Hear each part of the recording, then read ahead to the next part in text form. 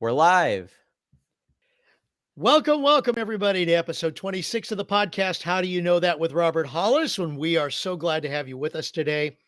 Before we get things going, if you are watching us on YouTube, please hit the like and share buttons, as well as the subscribe button to subscribe to our YouTube channel.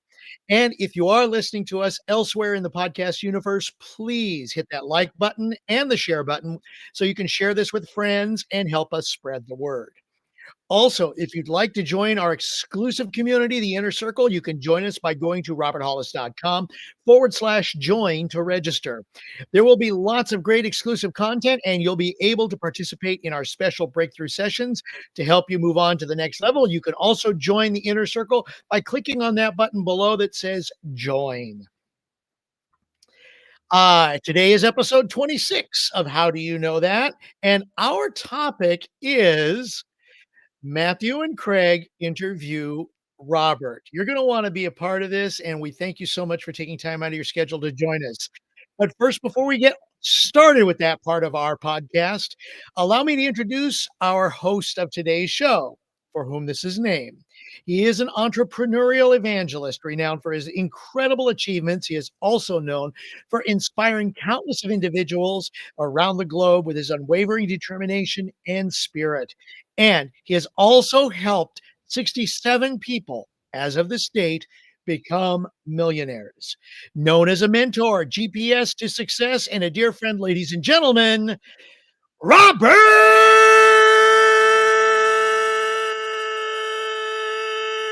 Hollis. Oh my God. Thank you very much. I love and appreciate you, Craig, the hostess with the mostest. And of course, Matthew, with all the controls in the background, doing all the voodoo that he knows how to do well. We're interviewing me. And so little nervous. I'm normally not nervous, but one of the, I know Craig for so many years, and we know each other on a personal basis. He's like family to us and the Hollis family for sure.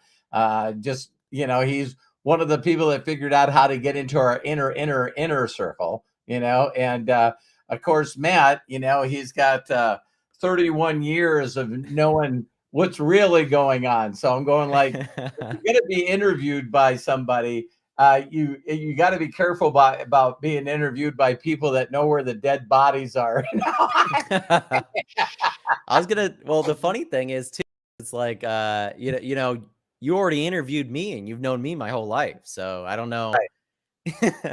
but it is fun. It is fun. I think this will be really fun for sure. So thank you everybody for hopping on. I want to thank each and every one of you for participating. I know we haven't talked about this, but if there's something that you guys want to throw in the chat to ask me, this might be a good time, and we'll stay on here and see if we can't get some value out of this. I believe we will. Oh, and yeah, I'm gonna ask that people that are watching us in the chat who know Robert ask something more than just the stuff that we normally go through in the inner circle, or ask me anything. So I know that's asking a lot. I never thought about it. We've been doing ask me anything for years, and people are going like, it'd be neat, a reference point, Matt. Maybe AI will get to the point where someone can go in there and say, I always wanted to ask Robert Hollis, blah, blah, blah, blah, blah. It's like, I always want to ask him, whatever it is. And it searches through and pulls up a clip, and I'm answering the question. No, absolutely. I think, the things that I've messed around with, it's really interesting. And, I'm at the point where I've duplicated my dad's voice and my dad's persona already with AI. It's just refining it, but he's never going to be replaceable. I think that's one of those things that this will just go to show, right? Even though someone may be able to ask you a question, Dad, and get the answer that you may give, the sincerity or the way that you deliver it is massive in someone getting it. And I think that that's such a huge part of the way that you do things and the methods that you follow is from the heart. So to replicate that with a computer, pretty difficult still. So So you're telling me I still Impossible, I have a would say. future. I still have a future. Oh, I I think think you'll always have a a future. little bit of a future, Robert, you know, with everything Hey, that you do and how you help. I don't know if an AI can match, as what Matt is saying, the sincerity as well as the wit. yeah. Well, thank you. We had a couple of incredible contributors, Bob Johnson and James Saunders, on a video Oh my that I gosh. just did. So we're giggling, going $700 was raised for orphans, during a 20-30 minute clip, right? And people are like, we're all three of us are like stunned, just stunned. So thank you so much for your generosity and all the money that we've raised for these kids. And I thought, wow, $700, if we did that every day, for 30 days, that would be 21,000. So I would actually be taking a pay cut if that's all I did was YouTube. That's funny though.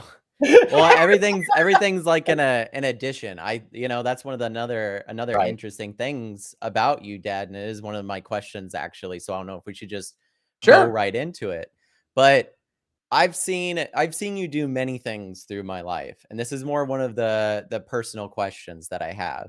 But one of the things that I've taken from you, and one of the things I want you to share with other people, is your level of tunnel vision, not just in mindset, but in like getting to that goal.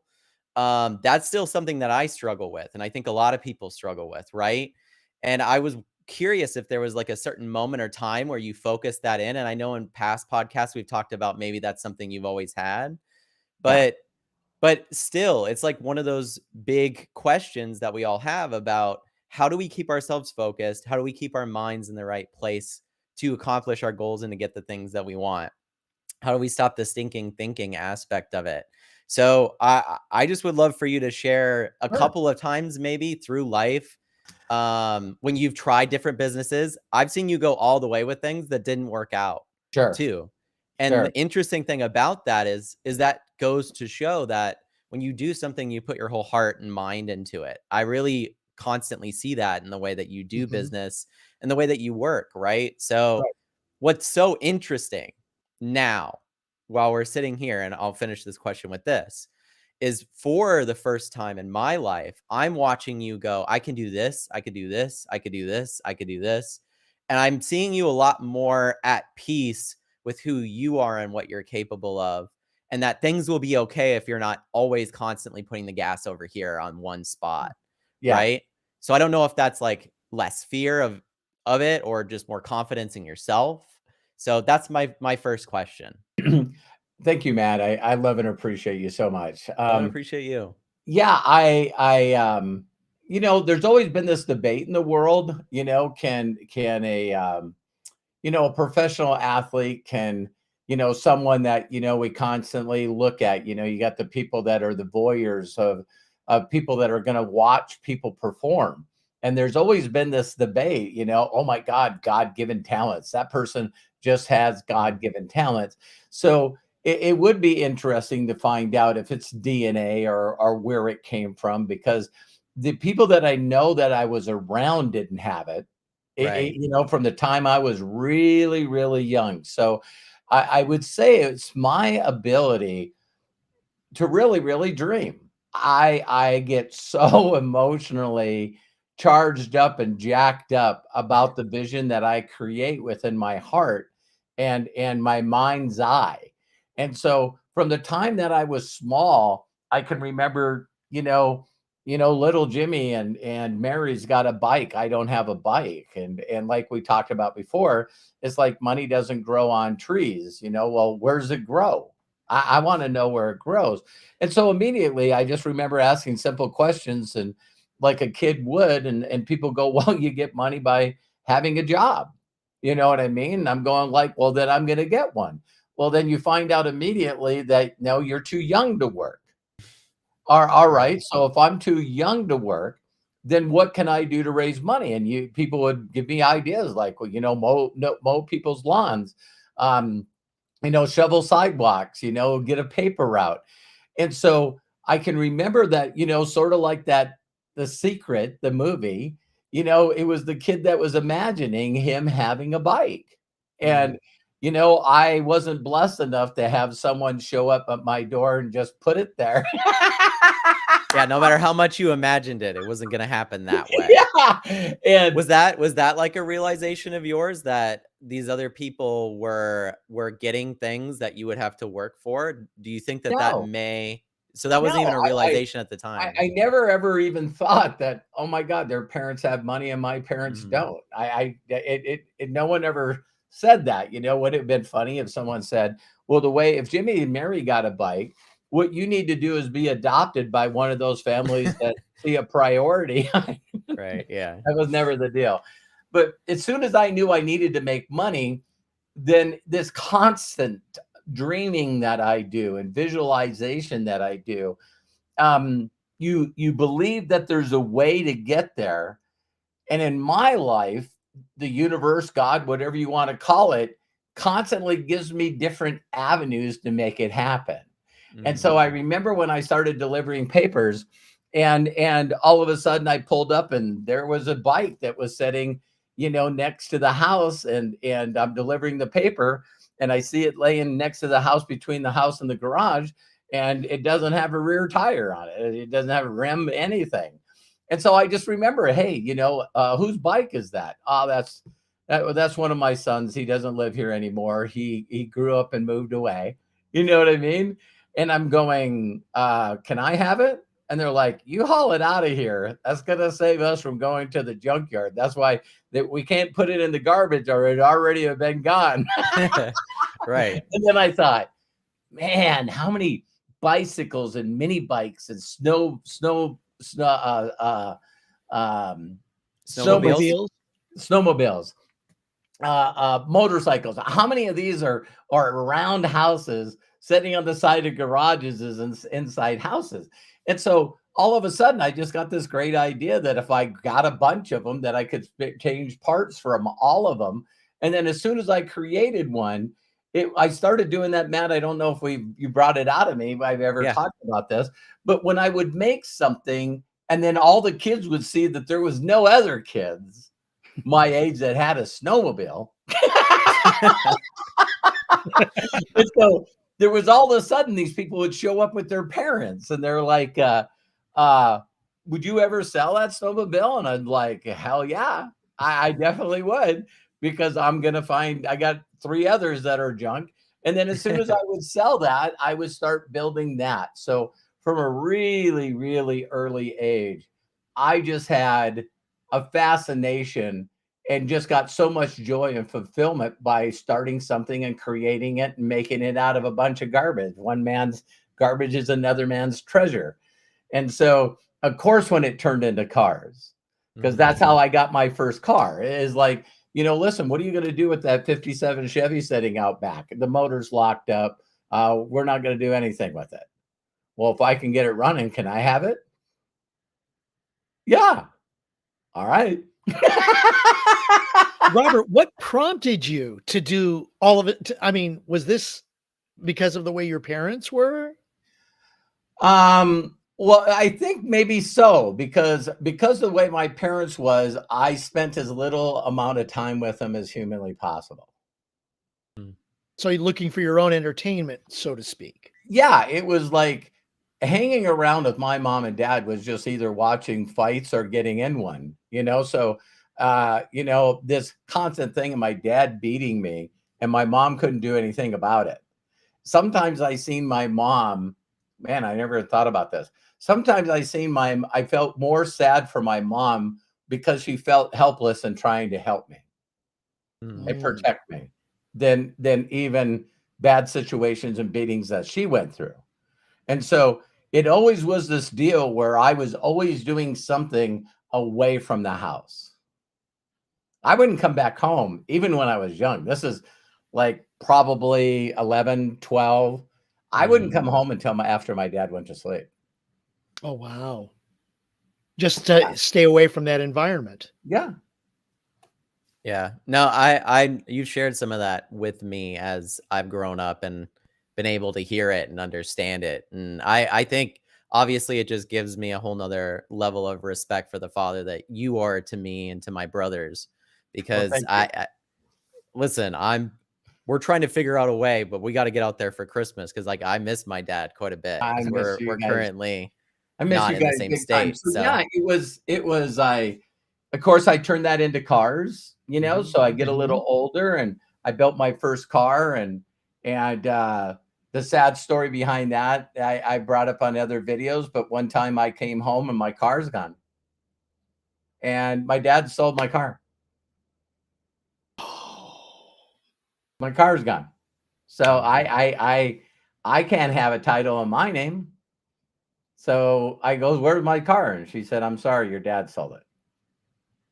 I was like, all right, I got to start over." see, So that's one that's of the taking the interesting things about disappointment, yeah, and taking the well, that's disappointment and moving one of the forward. things, yeah, that's one of the things I've noticed about you, Dad, is that what is so interesting not only about what you're sharing, and I appreciate you sharing it, is that you can see a pattern of forward thinking and not sleeping or staying in the past, right? And letting that kind of corrode your future. And I think that's one very huge aspect about your upbringing and who you are that's Yeah, different from your brothers and from the people that you grew up around is that you constantly have this forward thinking thought of what you want to do next.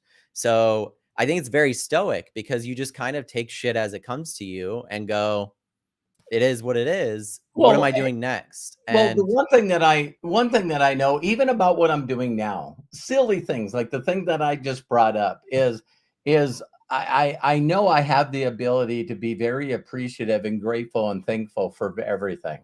It's Mhm. like, having James and Bob Johnson donate that kind of income, that I can give to orphans. It's just like that overwhelms me, even the little things, So I think a lot of times what people do is a great example. I had two of my top earners reach out to me today, and they said they were really really sad that they didn't hit 250.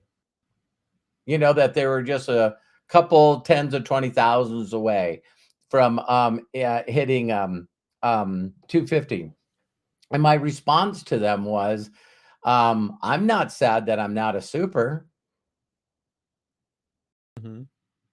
And they're like, "What?"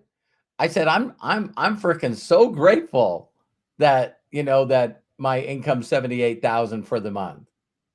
I'm really grateful for wherever I am in the moment that I'm in. And so I keep telling these guys, like a lot of inner circle members here that, that we're close to, is I like, listen, you got to stop beating the shit out of yourself. You Mhm. just really got to stop that. And Yeah. so I said to them, listen, man, you're 100K. You're 100K with 230,000 in volume with two 100Ks underneath you. It's like, come on. Like, so, is your income better than it was last month? Yes. Was it so? And even going in the ups and downs, because that's what business does. That's what life does.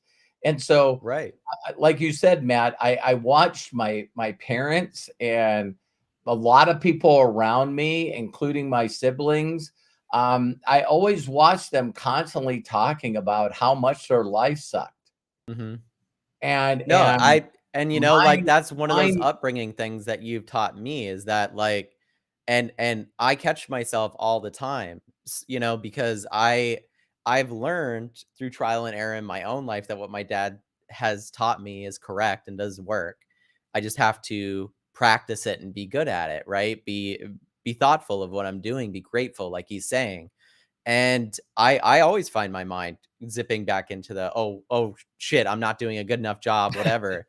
And then I, like, just take a breath, and then I think how grateful I am for the life that I have, for the family that I have, for the friends that I have, for the opportunities that exist at the time I was born. And I do not see many other people take the time to do that right. because they've just never been told that that's important. You're Like, right. they've never been told that that actually is something that could really, really help your day-to-day life. So I've heard people say, Mhm. to me all the time. They go, "Do you have bad days?" You know what I mean?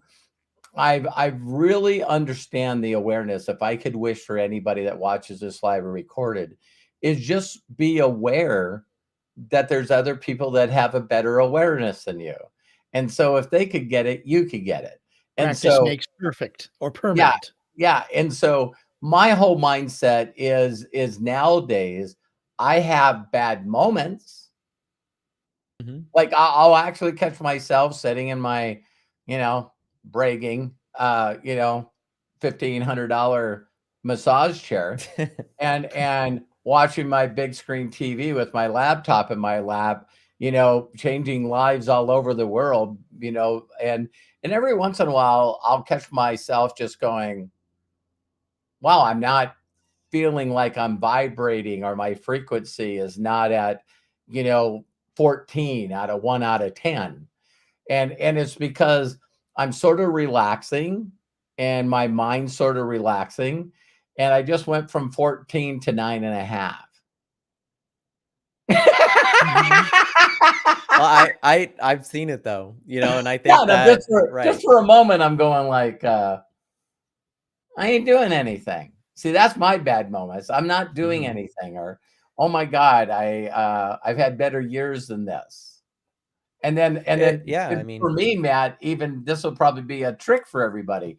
Yeah, I used to think of years as calendar years. Right. I don't. Now I count moments as moments. So if I have a bad month, then my year starts over. So now I'm going to change what happened last month, this month. So Matt's seen me my whole entire yeah, life, and him or Hannah or my wife would, they can just get just like, see, because isn't it amazing that we always raise our bar, our standard of living, and then we keep raising absolutely. it and we keep raising it. And so Matt, I'm not bragging, but Matt's always been in business with me. He's got access to the MDC back office. He's got access to the bank accounts, Everything. everything. And Mhm. every once in a while, I'll feel Matt and Terry's energy just change a little bit.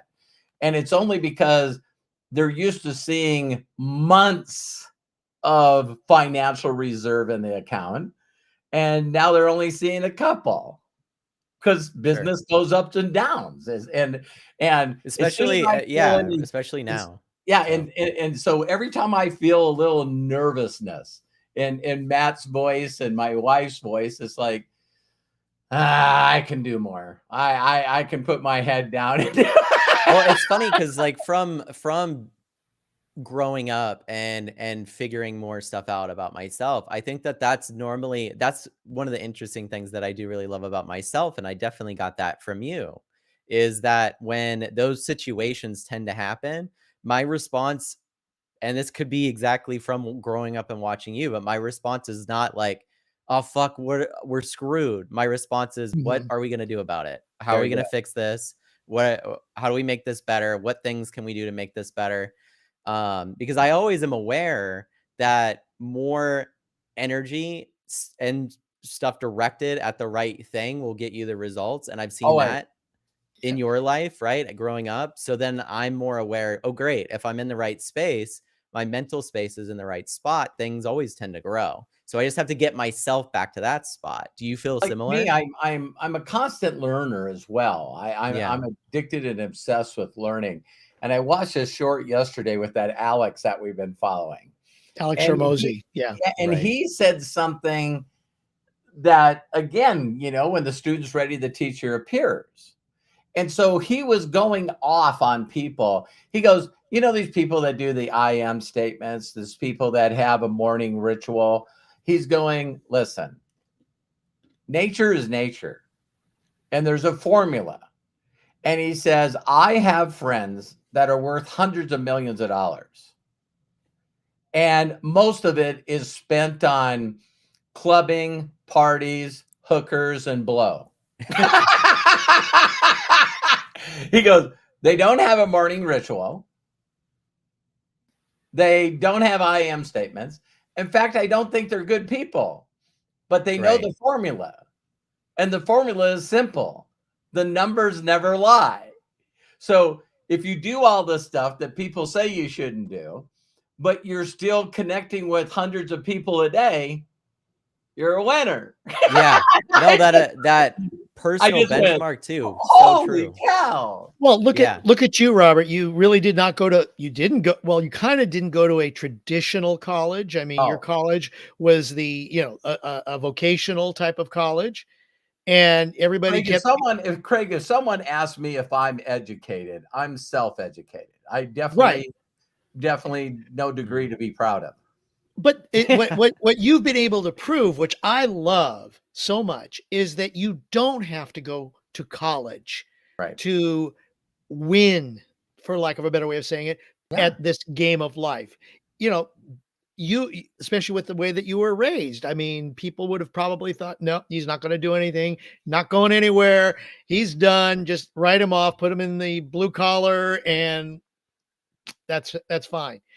But yet, look what you've done with yourself. Right. And I think this is definitely a motivation for people to take a look at and say, you know what, in spite of everything, this is, you have been able to um, step up and work above all of that. Bill Shoemaker says, "School of Hard Knocks." I- sometimes that phrase I have a little issue with. Um, I do I too. Go almost ahead. what? I do too. Go ahead. Yeah, because I want you. Actually, I'd like to see what you think of that. But Hard Knocks. It's not necessarily Hard Knocks. I'm almost thinking common sense, Well, isn't it perception? and that too. Yeah, I Why, was why, gonna say. why, why, Great why, idea. why does it have to be hard knocks? And why can't it be easy nudging? School of easy Listen, nudging. Yeah. there's people that are watching this that probably could bake an amazing cake or make an amazing dinner, right? Mhm. I've seen my dad make an omelet. I think that's the most I've seen him make, right? A On good, the other hand, in this other element, he's so good at what he does. yeah, And I Right. think that's something that's really interesting, right? Because going back to like where you put your energy, right? And I think it is really, really cool to see, Dad, you even step into other arenas since I've known you and excel at those. And I think it has so much to do with believing that you can do it and perception, like you're talking about. That that perception that you absolutely will find the path as you're walking down it yeah, instead of looking and seeking one out. Because I really do feel like that's a large difference between a lot of modern day thinking, is it's like, and I do this myself, but it's like, okay, here's my goal. How many things am I going to stack before that I have to do before I'm allowed to get to that point? right, Some of that's things that I do myself and add there, and some of it's society, right. right? Oh, absolutely. I need to do this before I'm allowed to do this because people say you have to do this before you're allowed to do Yeah, this, going back to yeah. It's education. again Yeah. listening to the pop that popped in my head. You guys always know that I just wait for downloads. It's always the road less traveled. Yeah. Mhm. It's always the road less traveled. So, Bill, I seen he threw some remarks in here, touched a nerve or whatever. It's just again part of awareness, Bill, that there's words out there that trigger you that are not words that you like. When we did it Inner Circle and John Tier came up and he says, I just don't like the word mundane. Mm. And to him, mundane means that it's not important. Yeah. So how can you tell John Tier, hey, stop thinking about that word that way? So the words hard and the word work and because I love the common sense that you run into people that say the day that you fall in love with what you do is the last day you work. You'll never Mhm. work another day in your life.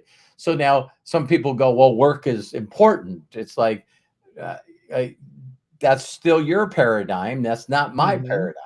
You know what I mean? And Yeah. me and Matt have talked about this because another thing that, other than I know that my visualization and being emotionally connected in that kind of way not only pulls me that way, but another thing that it does is that it constantly brings me different roads less traveled that allows me to complete what I want to complete.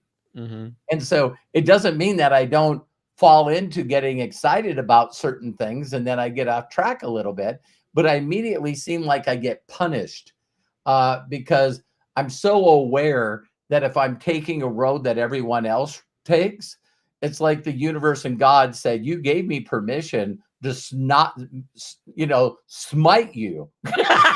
You told me that, instead of just whispering in your ear and then tapping on your shoulder, and then you get hit by a 2x4 and everybody goes, I don't know why everything bad happens to me.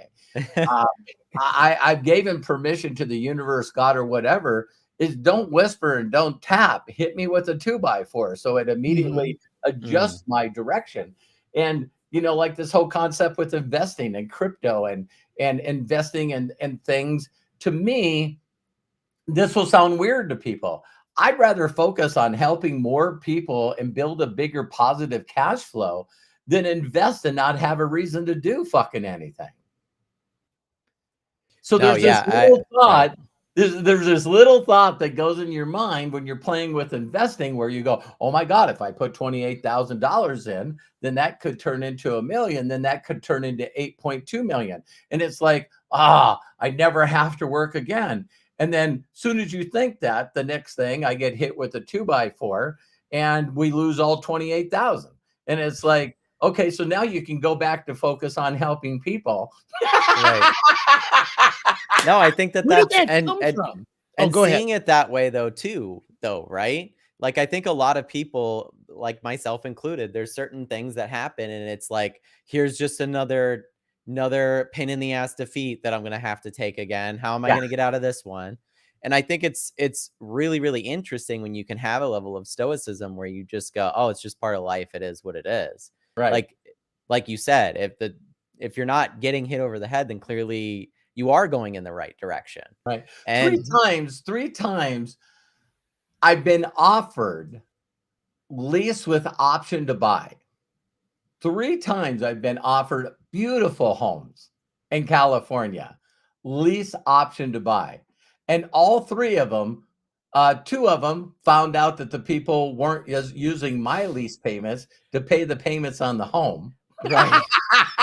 Yeah, I remember that. And the last one in Laguna Niguel was the guy was living in London and all of a sudden his mom got sick and he had enough money in the bank that he wanted to move back into his home and move his mom in and take care of her.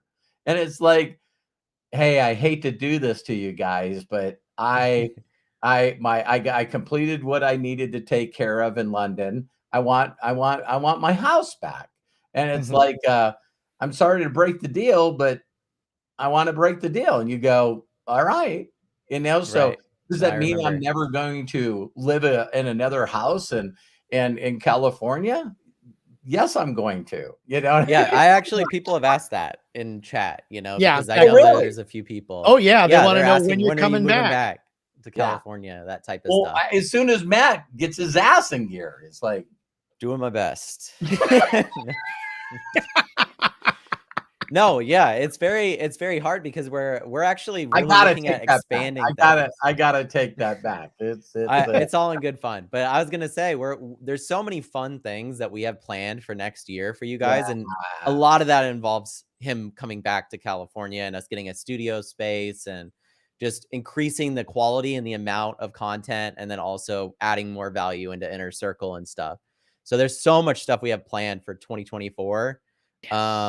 And I'm excited about it. So that is part of too. that plan. It's a work in progress. So Well, I just like that, Matt, that you're excited. You know what I mean? When you yeah. and Han are excited about the future and your family members and I know Craig's excited. Craig's excited about 2024. So, when your circle is excited about impacting more people, making a bigger difference, that stuff that I posted today about the YouTube channel. I know that there's people that have been following me for years. And one day I just say I'm doing a video a day. And then I make a decision, not January this year, but January a year ago. And I did a video a day, every day on Facebook. In fact, I'll still stumble and say, I can't do I can't do something Facebook Live. fun because I'm doing a Facebook Live because I said it for a year.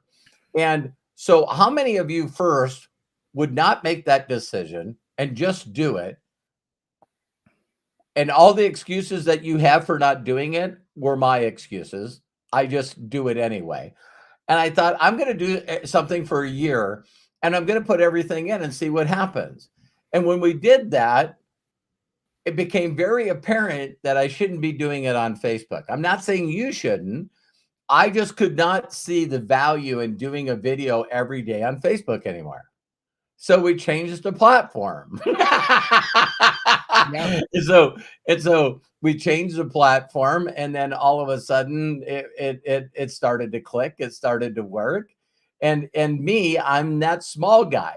I'll never forget getting a YouTube check for $31. You know what I mean? I'm like, damn. But that's what I'm saying though, is like I remember your first paydays in some other companies, and it didn't matter what it was. It could be $25 and you'd still be like, I made $25 today. Oh, my first check with NBC was 0. My second week You're was right. $70. My next Yeah. week was 336. No, you used And to have that a should be game that you inspiration play. for everybody right there. Yeah. Right.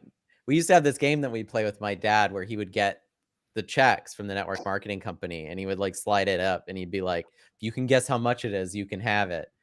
Never once have I ever been able to guess what that check was. He knew that I wouldn't be able to. But it was so and funny. when you- If I would have been incentive. able to, he definitely would have gave it to me and we both would have been like, what the hell is going Yeah. on here? What I kind of would've went, telekinesis do you have? no, but no, it wouldn't. You're gonna have to talk to your mom now about that. But no, there's Craig. Did you have a question you wanted to ask? Because we do Because I have know a few there's a couple questions of that people. Yeah, Right. So if let's you go ahead wanted to and do run it. through some of Oh, those. but Yeah. Before you do that, Melody just put in here. You guys know I don't read really quick, but she said, "Remember the Periscope days?" I do. So the first day that Periscope came out, not the first day I seen it, I started doing a Periscope every day. Mhm. And it got to the point where we were having millions of hearts in one Periscope. It was crazy. Right. And the funniest thing I remember of those days is me making a commitment to do it and just see what happens. I don't know where Periscope is today or what happened to it, but I do remember one of my funniest moments was, the guy questioned me and I'm all focused and he's like, "Hey, do you know Ben? Hey, do you know Ben?" And I'm like going, "Listen, hang on, everybody. Excuse me, who's Ben?" He goes, "You know Ben." And I go, "Ben who?" And he goes, "Ben Dover." You know what I mean? And of course, the guy that's getting the joke played on him, I'm going, "Ben Dover? I don't know Ben Dover." You know what I mean? And all of a sudden, all the laughs started showing up and all the laugh hearts on Periscope and stuff. And it's like, and what was my response to that? Dude, that is freaking funny. So Yeah, anyway, I going agree. back to where No, I think that's another aspect definitely that and I want Craig to be able to run through some of the questions that we've got. But that is one of the elements of you, Dad, that your sense of humor and the way that you see life. It's not just that you see it optimistically, because there's a lot of people out there that like look at the numbers and they're like, I ate this amount of protein in the day, or I did this amount of numbers, and they Yeah. can be very serious about it, but they lack that humor about life part, possibly. Like, not that that's a bad Doesn't thing, life but have it to would have be in fun? my life. Yeah, I Yeah. love having fun with life, and I think that's one of the hugest parts of it that I've learned from you and Mom, is that Right. it is very important to take the time to enjoy this thing that we're doing. So with that said, Craig, would you like to read off some of those questions, or I can do it, or Yeah, I got a couple, and the one thing I was going to say is, Robert, I think what Matt just said about having fun with life. I know that was one thing that my dad taught me. If I can interject, is in a sense he was more stoic about things, but it was my the fact that when my mom and dad divorced, I had other dads influence me and be more open about saying things and doing things. And I noticed that having that father figure, meaning some other friends who are not officially my dad, but could be Yeah. called my dad, helped me create a sense of humor, which I could pass on to my dad. And he loved it. Yeah. So, and Robert, given everything that you've grown up with, you could very easily not have a sense of humor about it. I talk to my brothers. Yeah. And here you are, and you're doing so much and so much more that it's incredible. And we're just fortunate to be able to enjoy those gifts that you share.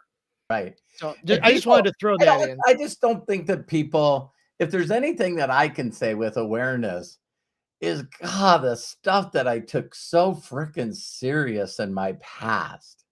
Mm. It just, I was just, I'm obsessed and try to do over everything.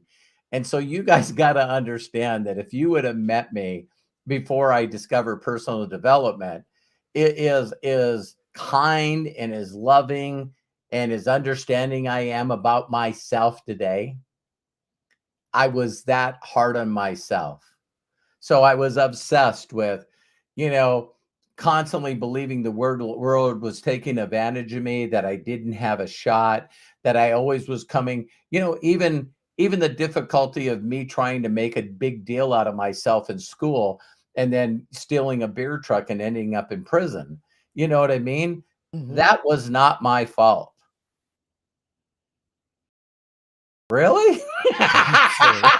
Who broke into the warehouse? I did. Who got in the Right. truck and backed it out of the garage? I did, But it was this me trying to make up for what I felt my parents didn't do for me, or why everyone's got their justification and excuses for doing what they're doing. Because, I love that phrase that when people go, well, this keeps happening and this keeps happening. And I'm going, so what's the payoff? What are you talking about? What are you getting paid off? Mhm. You're getting something out of this. Why would I get anything out of telling people how abused I was? No, you're getting a payoff. You're getting attention. You're getting people going, I feel sorry for you.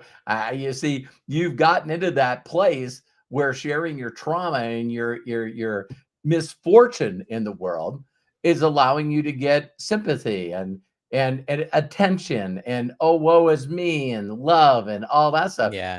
You're getting a payoff, because if you weren't getting a Mhm. payoff, you stopped doing it. Right. Well, Exactly. yeah, that's a very good point, Dad. I think that it's interesting to work. I mean, it's just one of those things, whether or not you have the awareness to work on those problems and stuff, Right. right? See, like, I think why you can laugh about it and share it now from a place of optimism and like, this is the road I've traveled to get here, instead of this is the road I'm still traveling. Right. I think that that's a huge difference. I think that taking the time to go, okay, that's in the past. Here's who I am. Find out who you are, because I think that's one of those really great things that I've seen from you too, Dad. Is it's like there isn't another really Robert Hollis out there. So like, what ends up happening is the only way that people will go, oh, Robert Hollis, exactly. I know how he is and stuff, is because Robert Hollis has figured out enough of who he is to be his unique self. And you talk about this, Dad, with Yeah. your unique DNA and all these different types of things in your trainings. And I think that it is a really, really good point. Like it is. So Yeah. Well, and again, when it's some people are okay living their life that way and dying that way. You know what I yeah. mean? I'm not a judge of how a person should live their life. I do know that it wasn't right for me. It's like I stopped. I didn't like the payoff I was getting being that way. Hmm. Mhm. You see what I mean? It was like the mentality, like everybody makes the joke, but it's a true story.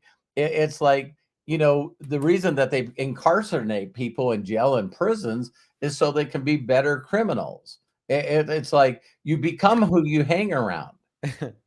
Yeah. You're like, this place sucks, so I better get Yeah. better at what I'm doing.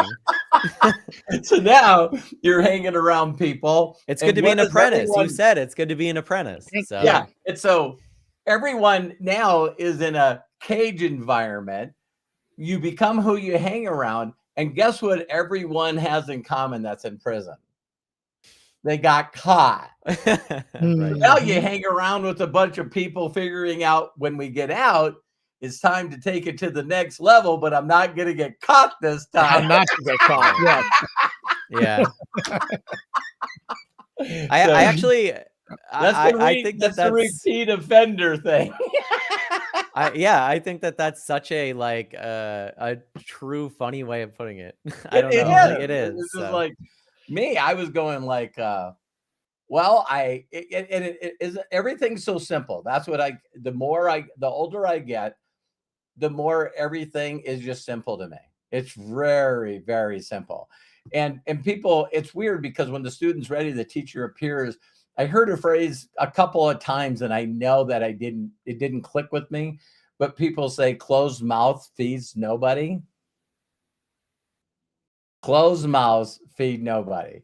So it's like if you're not talking to everybody about where you're going and sharing your vision of how you want to help other people learn things that they don't know now that can improve the rest of their lives, it's like, what are you doing, really? It's like, Yeah, well, I mean, that kind of leans into, another question I had that's more in the same line of what you're talking about is at what point did you kind of transition into like that giving it forward philosophy? Because obviously you had to work on stuff, right? And yeah, go, the world's not out to get me. Then you get to this place where now you see life abundance for yourself. When was that tip point in the other direct or in the complete direction of giving it forward? Like, how can I benefit more people? Because yeah, obviously a lot of people can go through stuff and get better and healthy, but they don't have like that optimism to help others. Like right. that's not an automatic. Maybe they just go, I lived a shit life. I deserve to live a better life. This is what I'm going to do with it. And Yeah. they So it become takes a hard unique, for it. Yeah, sure. it Yeah. really came to me from, knowing that people that I was learning from now, that the first thing was my job to California to work with Roger Penske, a billionaire, is all of a sudden you hang around people and they want to share things that transform their life. You know what I mean? So they see people struggling, but they do the classic Yoda stuff. You know what I mean? Where everyone they're talking about, and it's like even Earl Schultz did it with Jim Rohn all the time. Me and Terry, my wife, was just talking about this. Where he would say stuff. He says, "Listen, you got to learn from people that are successful. You got to go to a training. Of course, we don't have internet, right?" And the saying was, Jim Rohn said, I can't afford to do that. And his response was, you can't afford not to. Mhm. Mm. And so isn't it funny that Jim Rohn immediately, like I did in the past, would justify, no, you don't seem to understand. I'm telling you, the company that I work for is paying me this little money. I'm not making up excuses. I can't afford to go. This is all they pay me. See, so, some people, when you bring awareness to them, they get pissed off. They get really, really Right. pissed off because they're justifying that. Listen, you don't know. I can't move forward. You don't know that I don't know. So they fight for the right to be right. Hmm. And so that's when Earl Schultz said, so just let me ask you a couple of questions. Okay. So the company that you work for, does that company pay everyone the same as you? Or do they pay other people more money? No, they definitely pay other people more money. Why? I don't know why. Because they're more valuable. See, these are little things that Yeah. my mentor told me, to read and the science of getting rich, where if you really read the simplicity in what they say, it's upsetting. Because we want a Mhm. complex, we want to overthink, we want to make everything awful. So when someone says, "It's easy to be successful." Really? Yeah, because no one else is trying. I've heard the same too, where it's like it's Listen, that's yeah, stupid. That's right. stupid. Yeah, well, I've heard No. I've just heard one statement, and it's like it's harder to not be successful, and that's just the truth.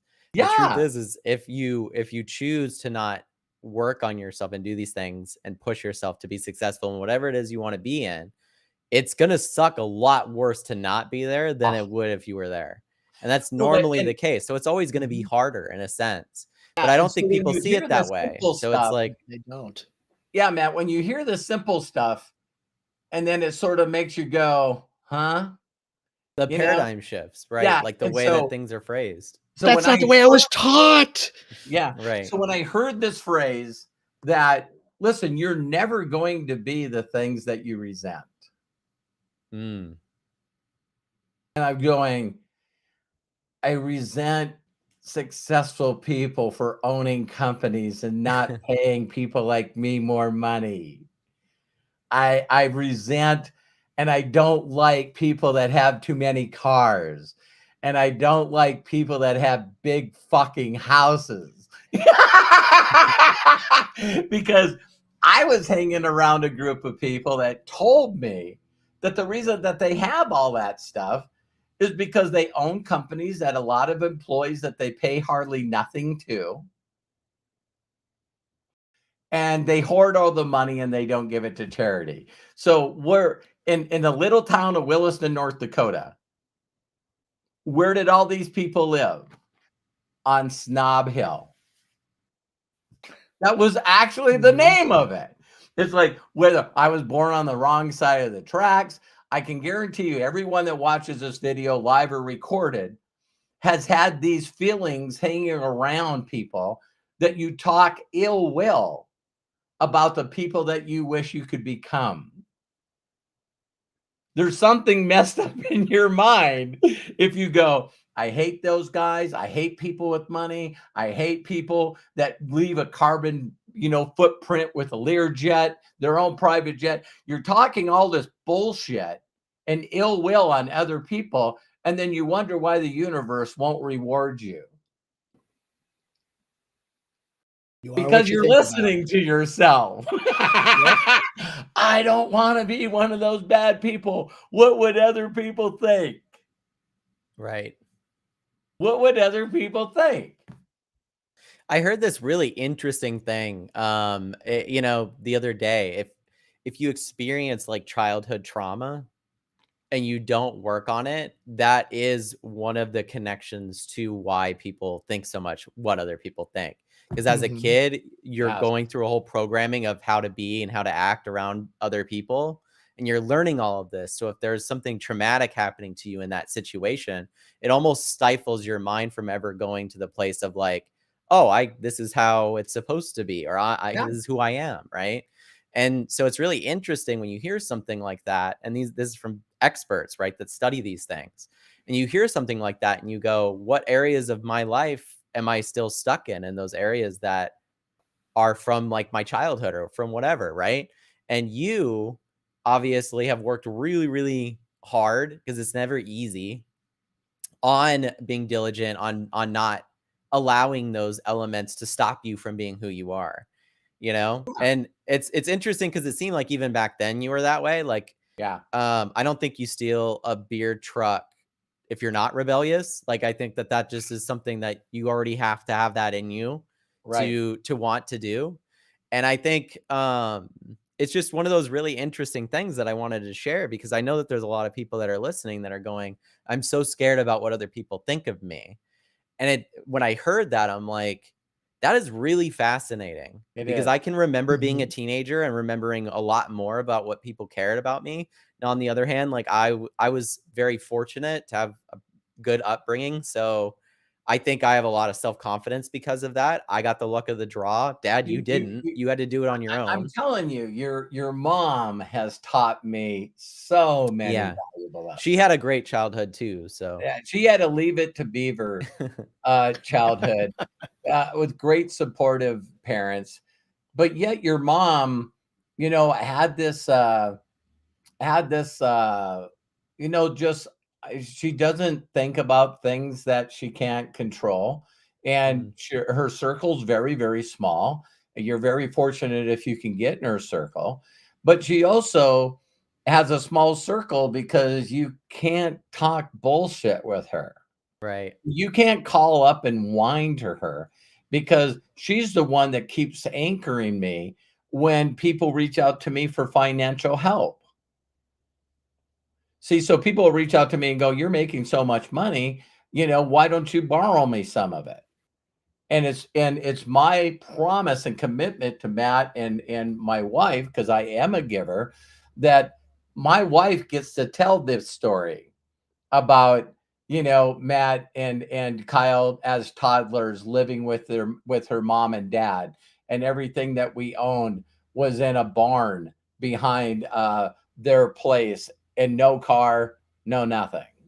So see, Terry won't forget that. Me, I forget those. I'm on peak versus peak versus peak versus peak, Right. and so that's sort of unique because that's the person that falls off the going for the ski jumping contest and the agony of defeat, and the person that loses balance, that Wipe out.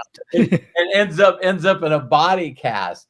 And then, they're usually the people that are the triumph stories of saying, hey, they said that this person would never walk again, and he now re-entered the Olympics again. Where did he get or she get the capability of totally being destroyed and have to rebuild your damn self and then go out there and go right back after the goal that you had Right. before you get destructed? I do know that's a unique individual, but I do know that everyone that watches this video or recorded, you have the ability to go there. You say that you don't, but because you say that you don't, you don't. But I just started hanging around people that they're putting dents in the universe. Right. And then universe or God or whatever you want to talk about it, a higher power created the internet, and that was it for me. That was it for me, that I could resource an interview and find out. A lot of people don't know that Charles Munger just died at 99. That was Warren Buffett's partner with Berkshire Hathaway. And to think that every time that Warren Buffett talked about him, he goes, this guy makes me look like I don't know anything. So, when you hang around other people that are very humble and they're always giving recognition and praise to people better than them, but he was smart enough to hang around those people. So Yeah. Warren Buffett, when the story is written about him, it's his ability to constantly find people that he really was inspired by, and he just bought the companies that they were CEO of owners of. Yeah, well, I mean, even I know one of the stories, like you were talking about investing earlier, and it's like I know right as Bill Gates was starting to make a bunch of money, he became friends with Warren Buffett, not just because he wanted to be his friend, but also because he wanted to pick his mind about investments. He's like, I don't know shit about this. What should I do? Find an expert. And he surrounded himself with a bunch of other great investors and then became one of the richest people on the planet. Yeah. And I think like that ability to put yourself in situations where you're the weakest link in the chain Yeah. is a very humbling thing. And it takes a specific type of person to be okay with being that person that's the lowest. But I'm telling you, if you get in those situations, it makes you a lot better, right? Yeah. It makes you raise your standards. That's where you've I'm said the right. apprenticeship programs have been, we should bring those back because Right. yeah. My dad's done videos and been on stage as long as I've not at videos, but I've been on stage and spoke in front of groups as long as I've been long as I remember. Yeah. Craig's does acting, stands in front of people. So for me, someone that wants to get better at public speaking or wants to be better on camera, it's great to hang around with two people that are already really great at it. So like that helps, right? And so I can even see in my own through these podcasts or the times that I've done things in the past, I could see my own like letting go of all of Your own the things that development. right. I'm like, okay, now it's just easier because I can see two people that have done it and excelled at it. So I think that I totally agree with you, Dad. It's like don't be the weak or always be the weakest link in the chain if you can be. Hang around people that really make you inspired. That I love that saying all the time is everybody thinks they're stuck. Everybody thinks they're stuck and they need a breakthrough. You're just uninspired. You're just uninspired. That's it. You hang around someone that inspires you, and it'll change your thoughts, your mindset, your direction, your everything. It doesn't happen. That's another thought that everybody always says is that, oh, well, this is going to take forever. I would do my best to hang around people that do things fast. You know what I mean? It's like because they're going to break your paradigm. They're oh my god, it takes forever to learn stuff. Well, I know people that make millions of dollars and they don't know anything. Yeah, well, I mean, me Yeah, being I'm very, like, natural, and thanks to you, Dad, growing up with computers, you've always been, like, on the cutting edge of these things. So I grew up with computers. I'm very natural at picking all of these things up. So when I'm working with somebody that's constantly struggling with it and is frustrated with it, I don't understand that aspect of it because right. I just don't Mhm. I don't look at it that way. On the other hand, there's other things in my life like I brought up earlier, like the baking. If you're baking a cake and I've never baked a cake before and I mess it up, I might be like, I wish I knew more or whatever. But that's why Right. you have to learn from somebody who knows how to bake a fucking cake. Don't just, you know what I mean? And But and and you got to I have interest it's all in about doing not it. being frustrated. You got to Yeah. have interest in doing it. You know what I mean? I still love. I heard that Mark Cuban. This is his last year in Shark Tank, and Yeah, I heard they that. a- and they asked him why, and he goes, it was just a slap in my own face that I realized that my children are teenagers, and I only have a few more years. Mm. I Mm. only have a few more years with them. And he says, so I've mentored and given a lot of advice to a lot of people that don't have to worry about money anymore. And I just feel like I need to put that kind of focus and energy into my kids. I mean, Holy, I think that's great. Yeah. holy shit. It's like, but maybe, you always notice too when your children all of a sudden want to know that stuff. There was a time when me and Matt, were very, very close. Yeah. We've always been close, but Matt had his heart and his mind set on doing something. And like we just talked about, it's hard to help somebody where their interests are so uniquely different than yours. You know what I Right. mean? So Okay. And which brings me to a question here that was posed Mm. by Lisa Marie, okay. kind of along the same lines. I want to know what goes through your mind when we are clearly missing a point totally. Um, Lisa Marie, I know that there was things that my mentor told me, mentors told me, or books or audios told me, and it still boggles my mind that I didn't hear it at the time that it was said. I heard it at the time that I was ready. And I know that sounds like some woo-woo bullshit stuff.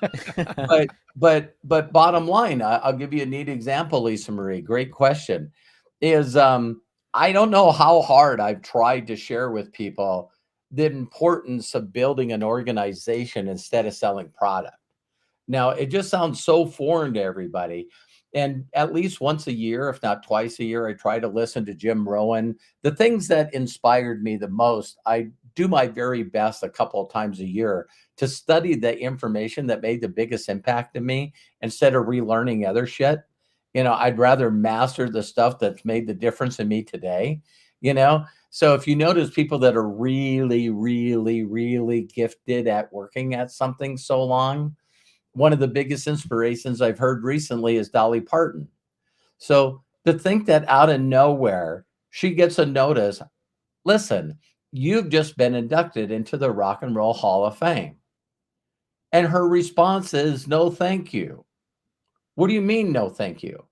I'm a country western singer. I've never sung a rock and roll song. Yeah, but you were nominated and voted in. Okay. Okay, I'll accept it. And then the very next thing, she looks at her husband and said, let's do our research and find the best people that understand how to build a rock and roll album. Because my dad told me that the only way I deserved anything is if I worked for it. So I need to create a rock and roll album so that I feel okay being in the Rock and Roll Hall of Fame. And her album goes straight to the top. So 50 years of singing, why would her rock and roll go straight to the top? Well, it's because everyone's heard over the years just how much she loves human beings. You know, Dolly Parton won an award from Guinness Book of World Records for the person that's given away more books than any human being on the planet. Whoa. No, it is very cool. Like, I know think that, yeah. So she does you all these yeah. things, and she shows up, and all of a sudden, people go, "Oh yeah, she's she's related to Miley Cyrus. She's the one that really helped her." And it's like all of a sudden you start hearing these little things of everybody going, "Dolly is the person, man." And then she gives all this money, and she does all this charity work, and she does all this, and just saying something that humble. If they're going to put me in the Hall of Fame, then I got to do something where I feel like I earned to be there. And people are going like, damn it, man. I'll buy her damn album. Yeah. No, I remember I Yeah. actually saw a clip, speaking of something similar. I saw a clip of someone that was younger, and they were watching Cool Hand Luke, and they're like, that's the guy from the Newman's Own stuff. Uh-huh. And that's the interesting thing about it, is for a younger generation that hasn't watched any of Paul Newman's films, but have had made stuff with Newman's Own things or whatever, they think, oh, this dude just donates all this money to charity. It says on there, he does his whole Newman's Own thing, and that's his legacy. No, this dude is one of the best artists and actors of all time. And But race car these driver. Right. Yeah, that's right. Right, exactly. But the younger generation doesn't know that he was a race car driver, barely knows that he was an actor. What they know is that he's made a charitable impact by selling Newman's Own, which is so really interesting, right? You got that like multi-tiered legacy with that. Thank you, Matt. Thank you, Matt. Like Dolly Parton. Well, people want to know what keeps me flying and keeps me going. It is like, I know people can absorb a lot of negativity on social media and on the television. If you guys really knew how much inspirational stuff that I watch by everybody, my radar is wide open for little stories out of nowhere. Even recently with the wonderful things that Rosalind Carter said. And you hear her children and her grandchildren talk about her and just how much of an average woman she was. Or was she? I always love that clip of Jimmy Carter. He was being interviewed, and they're interviewing him, and they're like, listen, you've been president of the United States, your humanitarian work and everything. If you had to pick one, the best moment or one of the greatest things that's ever happened to you, what would it be? And he's like, when my wife said yes, that she would marry me. And to think out of all of the things, all of the things going on. Yeah. Yeah. I read that Jimmy Carter's been on hospice since February of last year. Yeah. And he's still alive. And it's like, dude was just like, I'm staying around just as long as my wife's still here. Yeah. And it's interesting when you see it that way. Everyone's saying right now, and it's probably true, that I don't know how many days that guy has left, because they read a letter that he wrote to his wife, the daughter. And the reason he was staying alive is his daughter said he didn't want his wife to be alone. Right. Gee whiz. Yeah, it's hard. So I'm just gonna stay alive forever, and then when she goes, I can go. It's like, wow. Right. So yeah, I love stuff like that. No, I know you do. Yeah. When people inspire you and they do great things, why can't you do great things? Yeah, I think let that sit for a moment. Right. Yeah. That's true. Yeah. I mean, people need to hear that and let it resonate. Yeah. If other people are doing great things and they keep setting a higher standard of giving, a higher standard of joy, a higher standard of love, a higher standard of everything. It's like, I really don't understand people wanting to stay where they are. I don't understand it. It would drive me insane. but it drove me insane because I wanted to keep myself occupied and shield myself from all the shit that's happening around me. Mm. See, people crack up, and it's true. They'll talk about movies, the past movies, and I didn't get a chance to watch TV. I didn't get a chance to watch movies when I was young. Yeah. I was too focused on creating something that could put a smile on somebody's face. And in the process of doing that, they gave me cash that allowed me to keep doing it over and over and over. Well, I see, like as this grows, it's interesting because on your going live earlier, we had some really big donations that are going to go to charity and go to helping orphans and children, especially for Christmas and stuff. And I find it so amazing because the reason that makes my dad feel the way he does is him and I can both see, and I know Craig can see this too, how big that's gonna be and how that will Mhm. be when people talk about Robert Hollis, they will be like, he was a great mentor, a great friend, coached, helped me through so many personal things, mentally overcome so many things.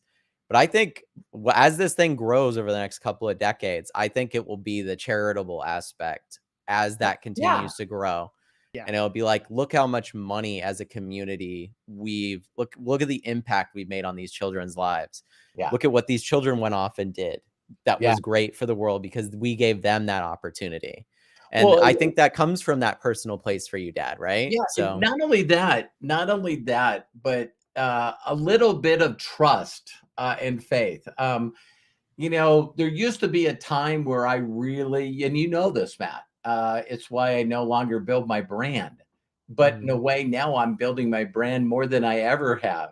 But it's just a different focus, right? It's not really Mhm. marketing based in the same way. Yeah, That's the thing. It's more heart based. And I think yeah, that's why it's more fun and it's working.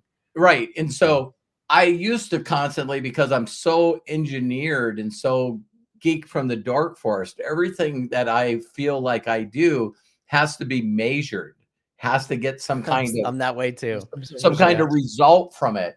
And that's why I know our YouTube channel is going to be one of the biggest ones out there. And when people grab onto it and see what we're doing for people and what we're doing for charities, it'll go exactly where it's supposed to go.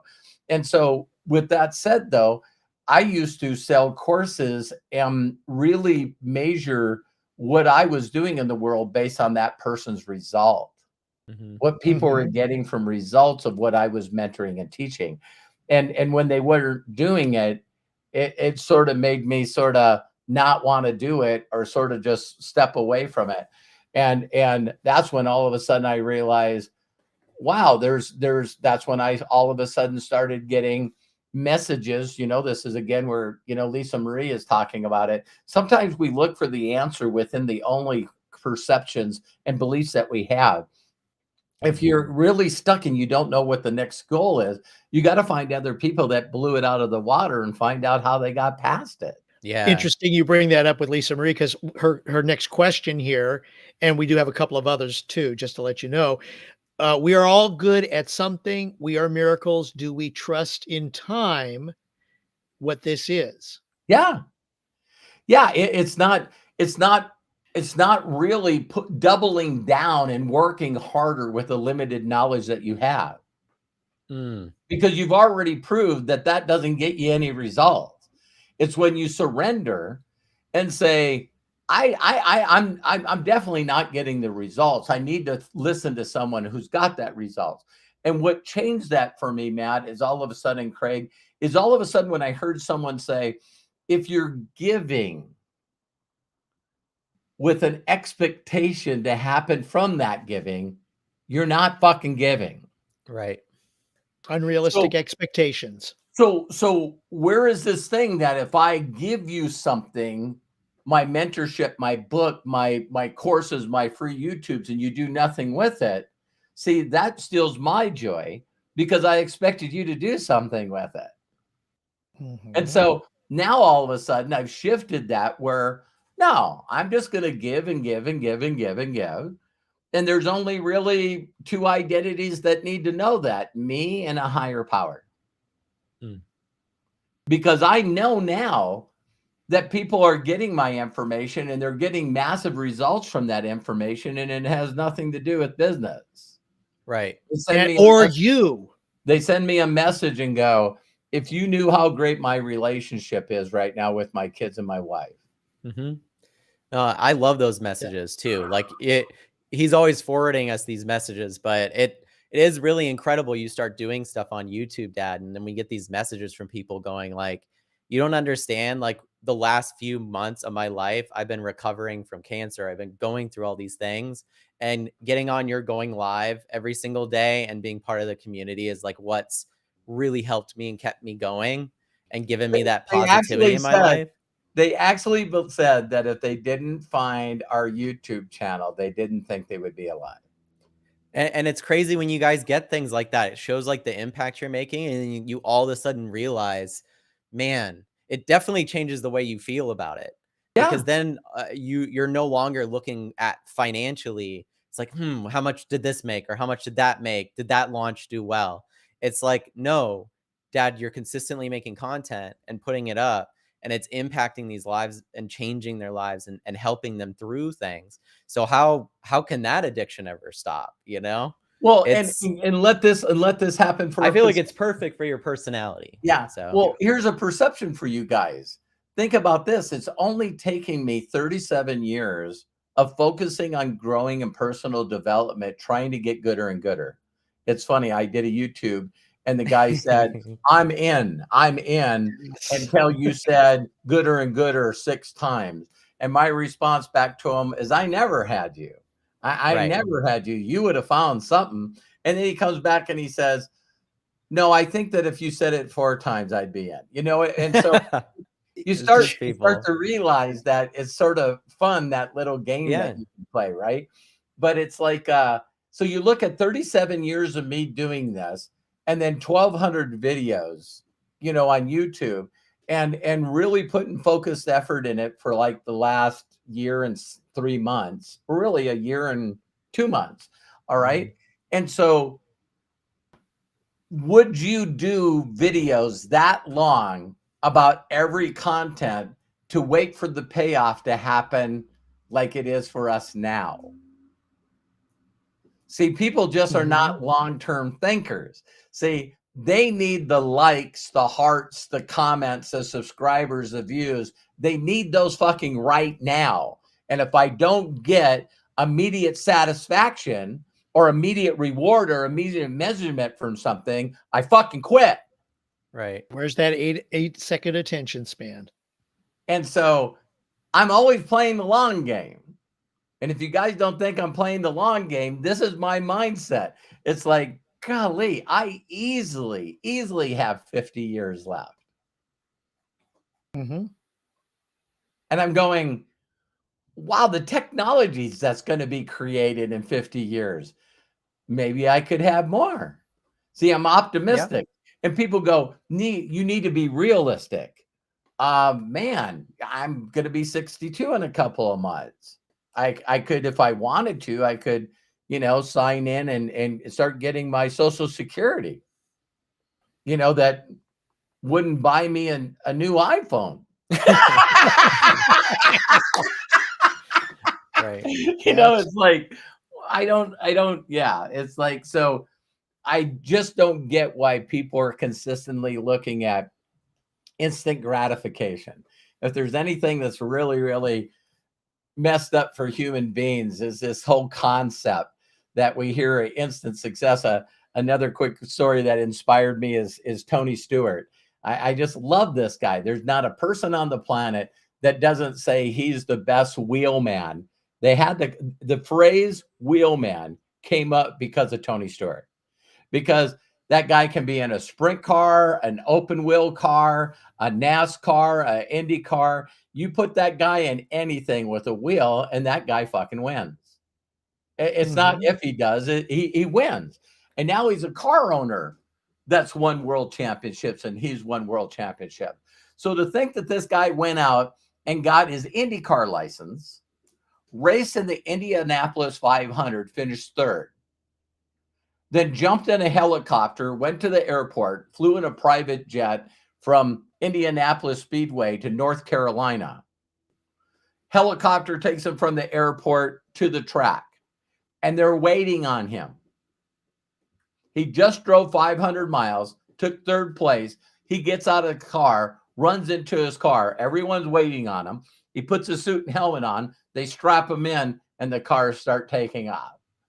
Go up on the lap, and he races the Coca-Cola 600 and takes second place. Frickin' dude, 1,100 miles, racing 70 competitors. And I mean, so he gets a little bored. He goes to an NHRA drag strip, meets these drag racers, and goes, I'm going to get into this. He gets a funny car team and a Top Fuel team. That's the biggest ones you can get. The teams that he bought, his girl, Leah Pritchett, is the one that drives the drag car. They're now married. He said he would never get married. And so his fuel car, his funny car, Matt Hagan, won the world championship his second year in. And Tony Stewart takes lessons from the #1 drag racing school, gets in an alcohol dragster, and he won his first race this year. Wow. So think about being known is that this guy is, I think, probably in his late 40s, if someone wanted to Google Tony Stewart. But to think that this guy still in this day and age, in his mid 40s, maybe early 50s, is still finding realms that he's not in yet and goes in and not does well, takes him 2 years to fucking start dominating. Okay, my question to you guys, was that the person, the attitude? You know, so people went, oh, he's a race car driver. No, he goes to school because this is a different kind of car, a different kind of lesson, a different kind of challenge. Yes. Yeah. Yeah. He's 52. Going from 0 to 360 miles an hour in 3 city blocks is just a different skill than driving in a circle or driving around a road track. Yeah. He's 52 years old. So I mean, even at an age like in his 50s, look at this. Yeah. So now this guy's at a world championship. He's like Roger Penske, and he said Roger Penske inspired him. You know, it's like, what can I get a trophy in? What's something else I can jump in? And you guys notice my latest challenge is YouTube. You know, I want to dominate and help people on YouTube, and the other thing is give more to orphans, and I'm still going to continue to master the simplicity of getting people to understand how easy it is to make money. When I think about the day and the time that we're living in, where, listen, it costs nothing, and you got to learn to share concepts with people that everyone needs, and you can make money. Oh, it sounds so hard. It's like, oh my God. Let's start with getting rid of that mentality.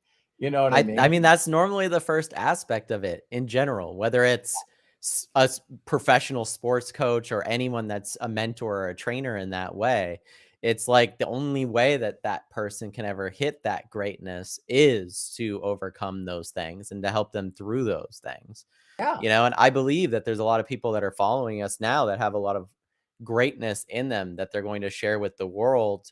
Hopefully when those paradigms click for them, if you're watching this for the first time or you've been watching us, because that's happening to us still. It's an ongoing process.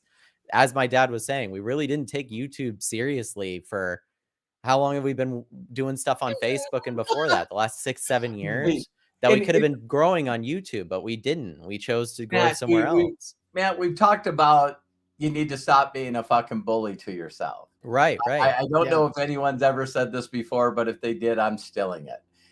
And this whole concept about the first thing that you think is people would go, well, when did YouTube start? Well, why? Well, YouTube started years ago and I blew it. I should have been doing YouTube this entire time and I'm a loser and I lost the biggest opportunity of my life. And it's like, Yeah. I know that everyone listening to me thinks that way, but you got to stop it. You Mhm. just got to stop it because the guy that I was talking about that was so upset that sad that he didn't hit 250. He was the same person that said, you know what? I should have been a super affiliate 2 years ago. Hmm.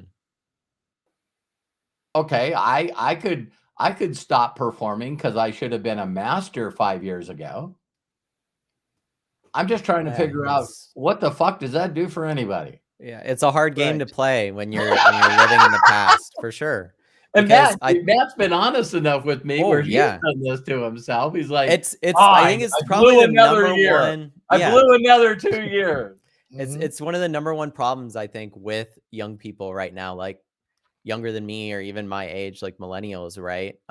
Younger millennials. But it's like that whole thing of, okay, so there's enough people in society now with social media and stuff to know that you could become a multimillionaire, you could make an impact at 20 years old.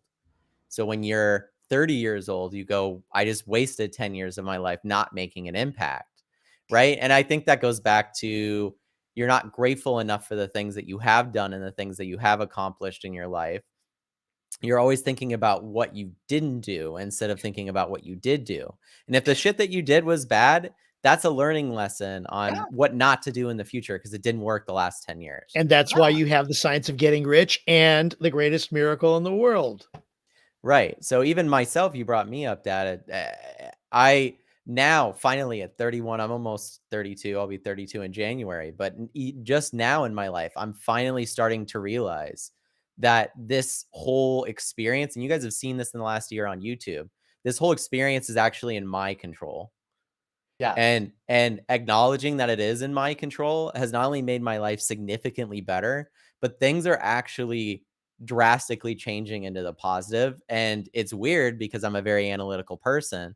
So to have any forms of like ethereal faith, spiritual based stuff for me is very abnormal. I'm very like data driven type person. So to have things in my life start moving in a positive direction all because my mind is in that place and I'm pushing in that direction.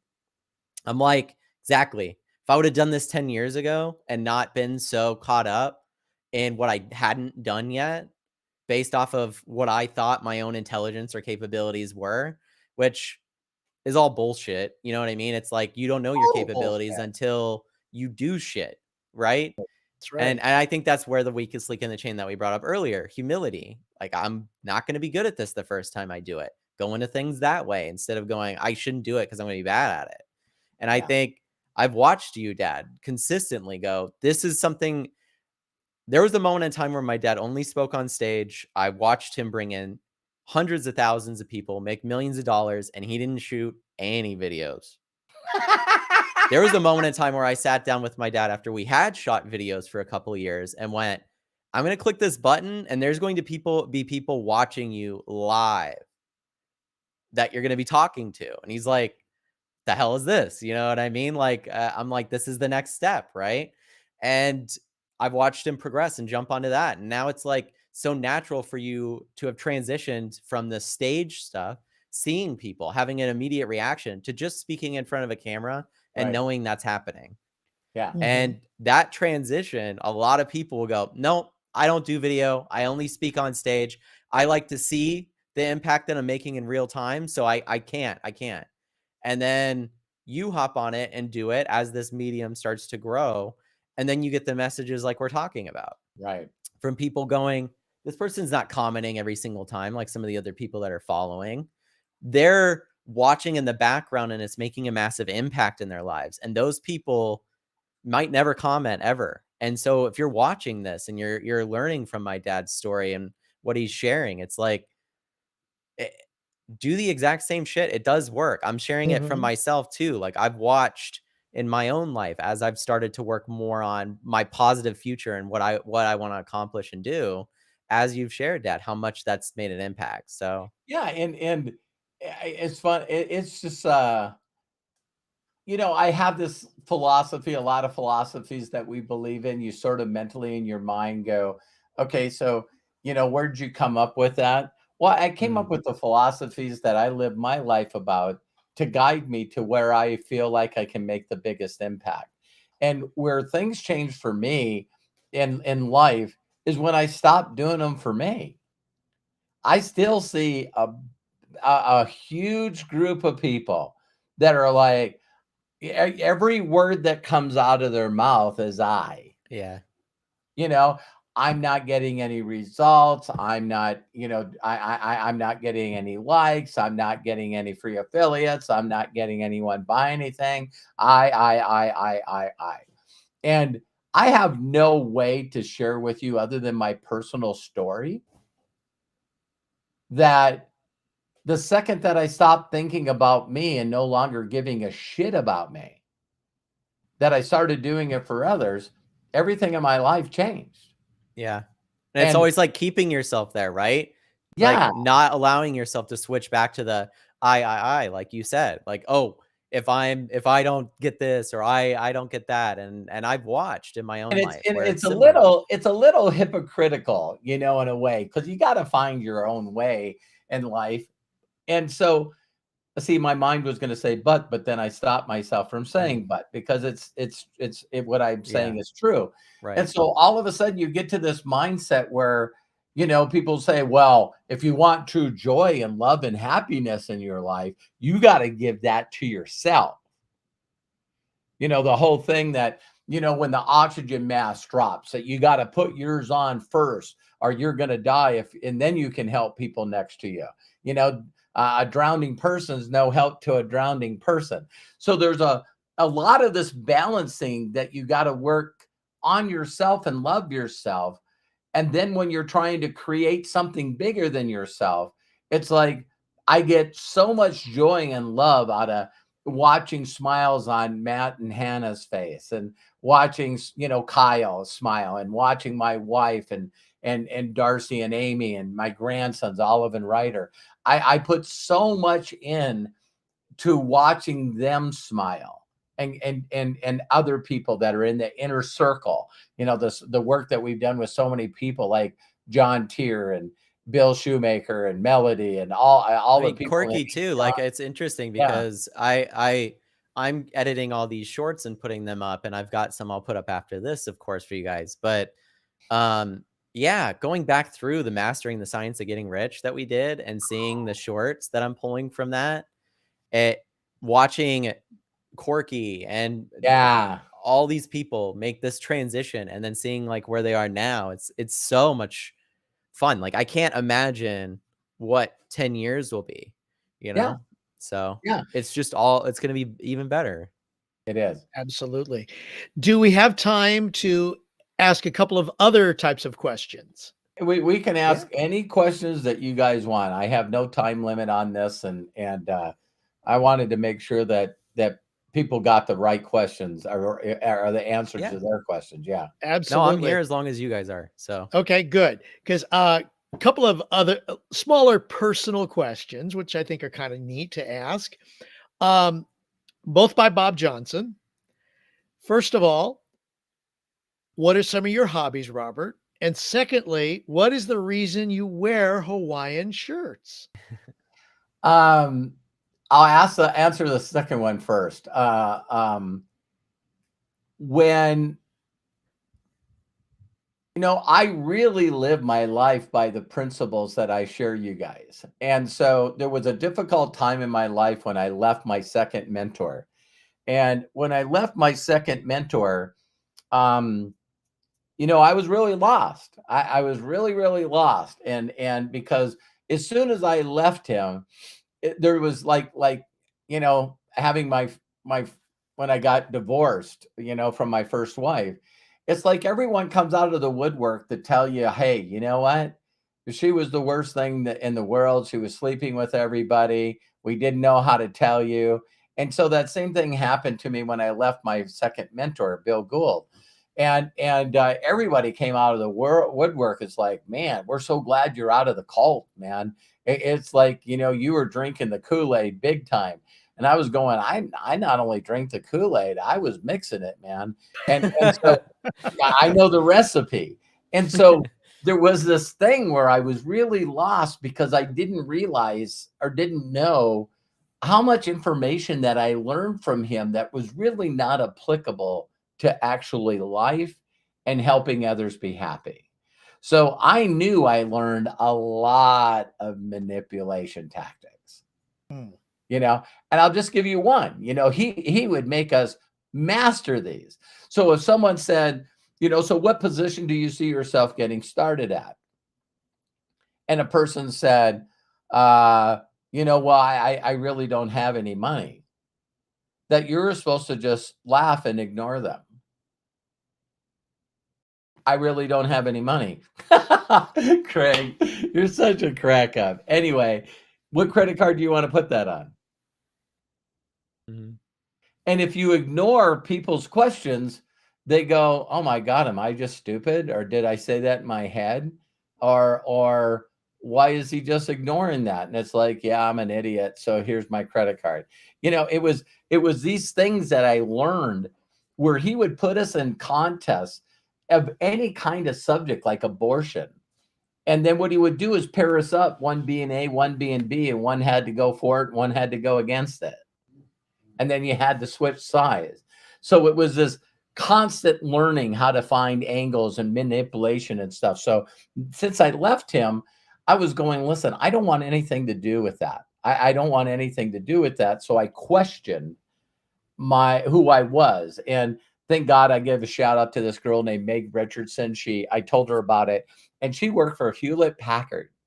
Okay. And she says, Bobby, I want you to come in and take the test. Just come in and apply for a management job because they make you take the Myers-Briggs test. And she says, when I get the results to that, I'm in human relations, HR. So what I'll do is I'll sit down with you and go over your test. And that was the day that I found out that I wasn't a manipulator. I was a persuader.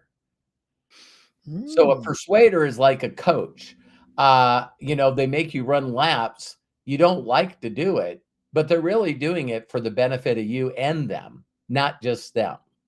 So manipulation is getting people to do things that they wouldn't do on their own, but you're the only recipient. You're usually putting the other person in a bad place. So when I see these people doing big ticket, you know what I mean? It's like, man, just how many bodies can you slaughter? How many sheep can you kill?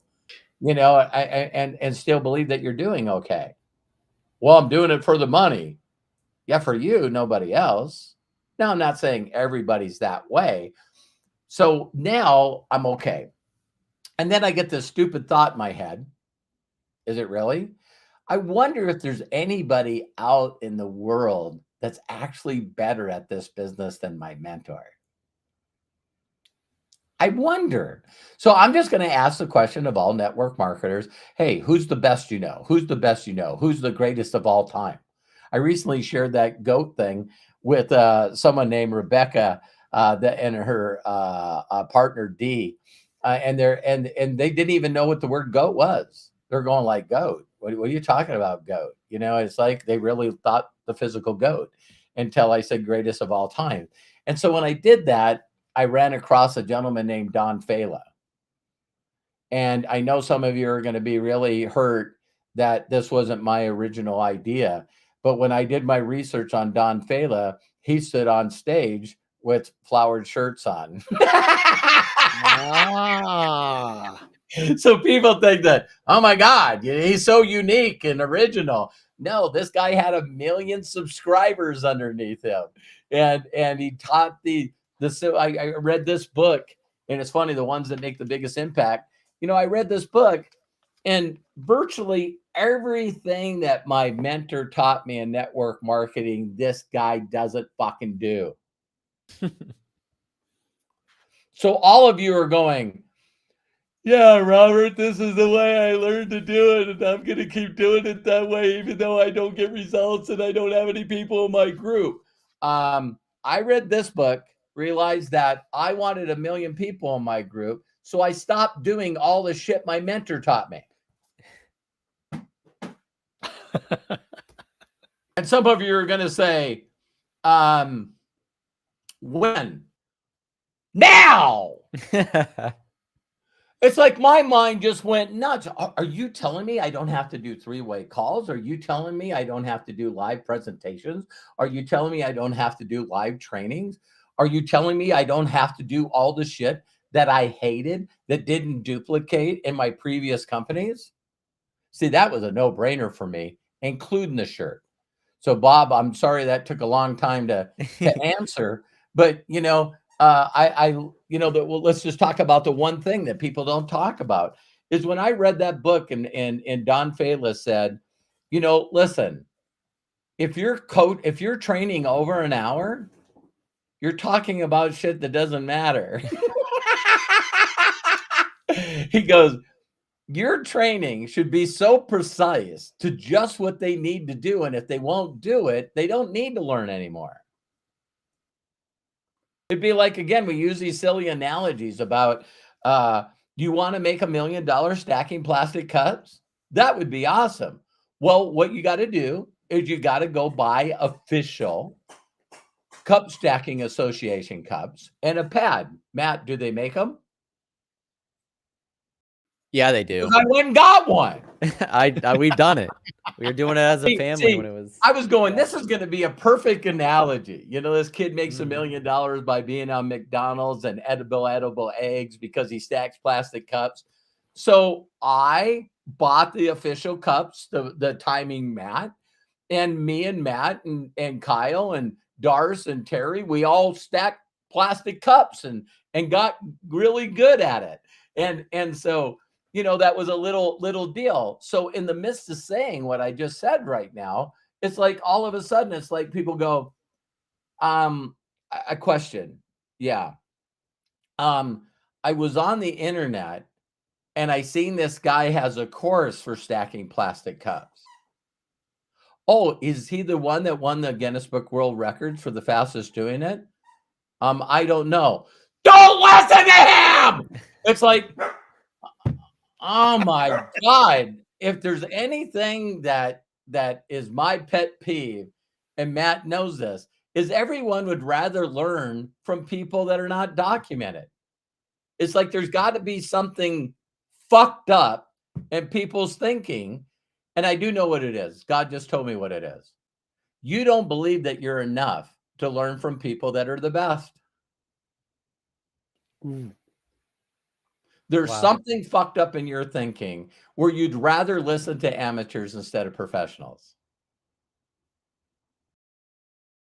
Why? I don't have that fucked up gene. I don't. If I want to learn how, I was laughing because Matt has always seen me do this where we'll do little things, but what I'm doing is I'm sort of a cheater.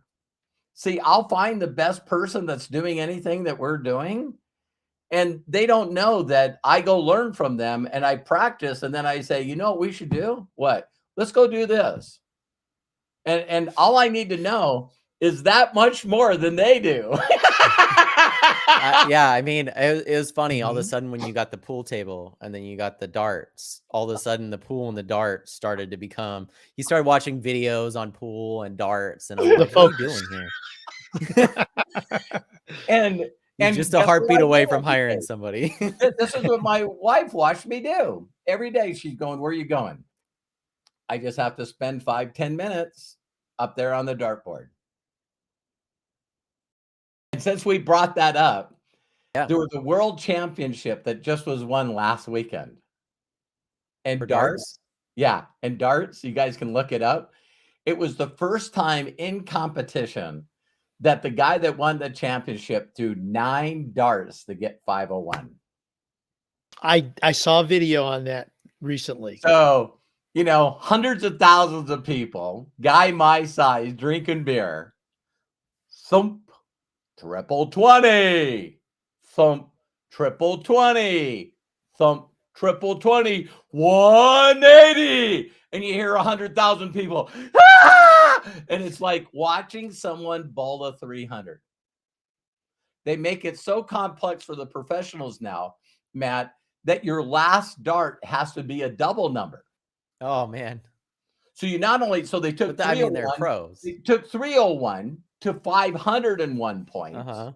And this guy goes 180, 180, 100 and no. So you can't do that. You go over. So now he's got to throw another dart in another area and then figure out what the double 20 would be to go out. And 9 darts playing for the championship. Bam. You know, he nailed it. And so bowling a perfect game in a championship against another dude would be something pretty dramatic, you know? So, but I bring all that up to go, I wish that people would just look at people like that and go, you know, how many hours do you think he spends a day throwing darts? And like you said, trying to learn from somebody that actually could teach you how to properly throw a dart and be a winner instead of, it's exactly what you said, the amateur professional thing. It's like, I'm sure you could go down to the bar and someone could teach you how to play darts, you know, and you could be like, great, I know the basics of darts, but there's so much higher that you could accomplish. Yeah. This is everything in life. Yeah. If you guys just caught that one thing that I said, why do you believe you're not worth learning from the best person on the planet? Why do you feel that you're not worthy of that? Because that's what people do. I can't tell you how many times people have reached out to me and go, oh my God, I can't believe you responded back. You're so busy and you make so much money and you've done so many things. I can't believe that you would respond back to little me. What? You're a fucking person just like I am. Why wouldn't I reach out to you? See, so people that don't reach out to you, they're lost. I feel like you're like, it's funny because I can always tell with my dad because we've shot so many videos. I can already tell that the video is just brewing. Whenever he's like, he stops for a second, he starts writing and something. I did. This spot. Yeah. I'm like, now we got him. This is gonna be tomorrow. So. And get this. Do you guys know that I'm constantly asking my heart and my brain this question?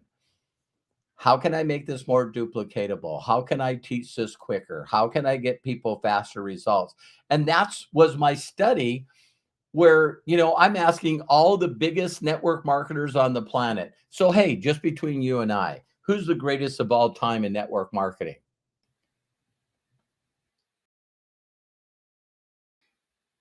I never thought of that.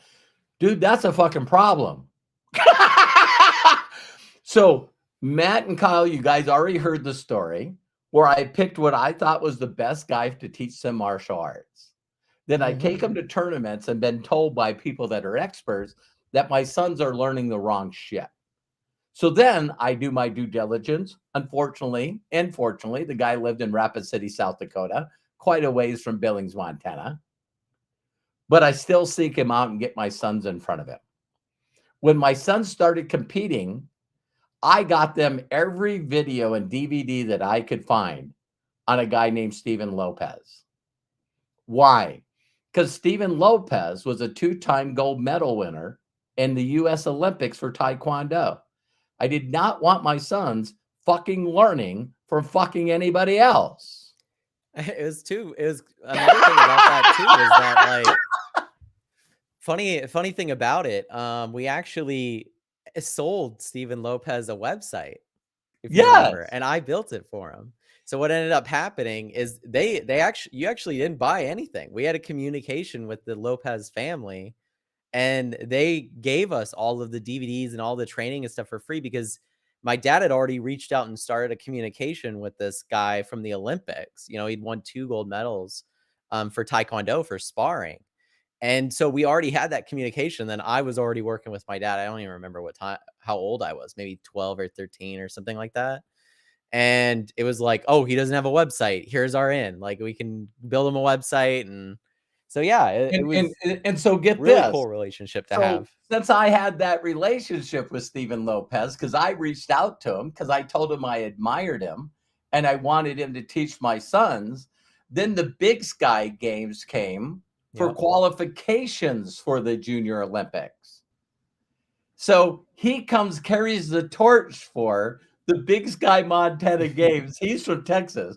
And everyone's going, who in the hell got the two-time Olympic person to come to Big Sky Montana to carry the torch for us? They were so blown away that Matthew and Kyle were also the torch carriers for the Right. Junior Olympics. Yeah. through Little Laurel, Montana, I Right. got videos of my sons running with the Olympic torch. Yeah. Matt, don't you think it would be funny if we ever took the time to document all the, like, this would be a highlight for some people for the rest of their lives, and we do stuff like that, and it's like nothing. It's like, well, I think it's just because of the thing you've already been talking about. It's like, great, here's an opportunity. Let me jump on this. This is a great chance to do this, but not like living there forever. Right. Which is exactly what you're saying, right? Like, it could be a highlight for someone's life, but in my life, I'm going, how great was it that I had that opportunity? But that was years ago. Why would I still be there? Right? 20 years? I'm thinking 10 years into the future. It's like, okay, Yeah. what would be great is an Oscar. You know, I think that would be fun to hold. I think that would be nice to have. What would be great would be like a humanitarian award or something along those lines. That would be great to have. So I think it's interesting because it kind of ties the whole conversation together in a way, because that is really the thing, is you just have to look forward, you know? Yeah. Who are you? What are you going to do? What are you going to pull off? Right. Who's the person that can inspire you to do it? You know what I mean? Like, Yeah. I'm not inspired. I'm inspired about the story, but I'm not inspired by that girl that you know, won the Olympics in gymnastics, and then she had to take some time off because her mental state. Simone Biles. Yeah, Simone and now Biles. she's come back, and now they say she's better than she was before. Yeah. And I'm going like, wow. So she knew there was something messed up mentally. She took a break, and then she gets her head straight and then goes back after it again. And so, you know, the most inspirational thing that I heard about her is she scored in the 2 world championships this year higher than she's ever scored before. And one of the girls said the 2 hardest moves are named after her. And the majority of the girls can't do the first move. But she's got a backup. So if one of the girls pull it off and land it better than her, she'll just do the other move that they sure in the hell can't do. And I'm going like, that sounds like Shaun White. You know, Yes, it was. Yeah. It's what pushes these people to just want to be better than they are. Because who does she look at, and who does Shaun White look at? Who does Michael Phelps look at for inspiration? It's like, right. It's like, I'm the person, man. So but there's always someone, like watching the Schwarzenegger documentary, right? There was always someone, and it's like, I even said this with you, Dad, as I've gotten older, and been more, because, you know, I think what ends up happening sometimes when you do have a parent that's like accomplished shit, you know what I mean? Like you have, Dad, is you get this like rebelliousness of like, I'm gonna do more, you know what I mean? And like your oldest brother. Well, in general, any guy. But still, what ends up happening is, like, for a while I lived there, but then I realized as I got older and more wise that my goal is to push the ball further up the mountain than you guys did, and you pushed it quite fucking far. Right?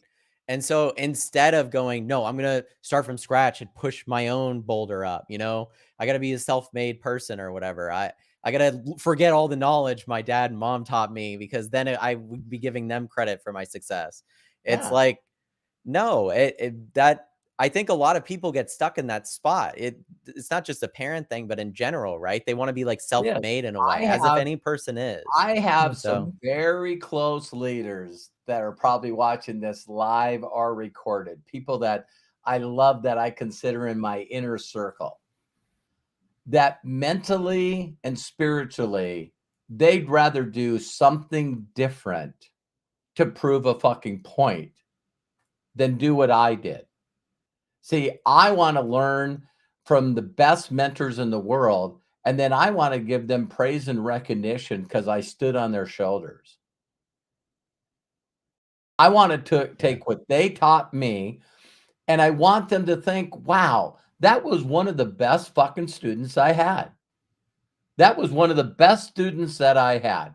And then I want to honor them by mastering what they taught me and do my best to take it to the next level. And if you guys don't think I have this thought all the time in my head, this morning when I got up during my meditation and prayer, is do you guys want to try to guess how many times I've said the story of Sean Hennigan called me up and said, hey, I met this guy that had a $62,000 check attached to the stub? To show you how ingrained. I hear it in my dreams. No, I'm Yeah. just kidding. Yeah. To show you how ingrained that is, to know that that was my starting point. That's what someone said to me, to go, are you fucking kidding me? Yeah. That was my starting point, is, oh my God, are you telling me someone a few years older than me makes 62 grand a month? Do you know that every month I see if I make over 62 grand?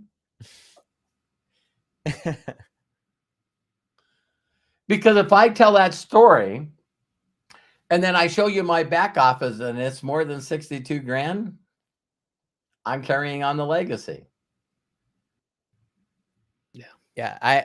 It's interesting too, because in my own thoughts too, it obviously, like, I know stuff about Bill Gould to a certain extent, but man, the amount of positivity and impact that you've made, to me, I'm not really, like, just like you, I'm not really money motivated. So it's more so like I'm more in tune now, because one of the things that I learned kind of the wrong way, maybe, as I started marketing and doing these things, is that if I looked at the data and the stuff enough, that I would figure it out. And that's not true. But what I was looking, if you do that, you can make a lot of money. But to make an impact, you actually have to speak to people and connect with people and do these things. That's why certain politicians do it, celebrities do it. I think Twitter and all these things have just allowed people to connect with these people and see how human and normal they are.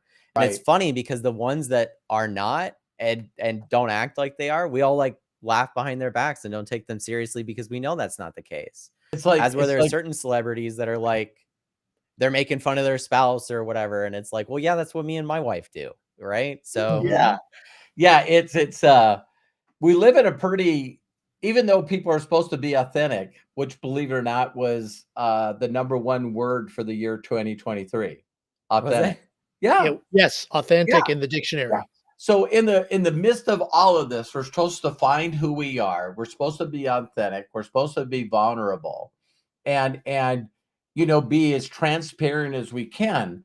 And moving forward, we're in a world where in a matter of seconds, people can find out exactly how many fucking people you hurt.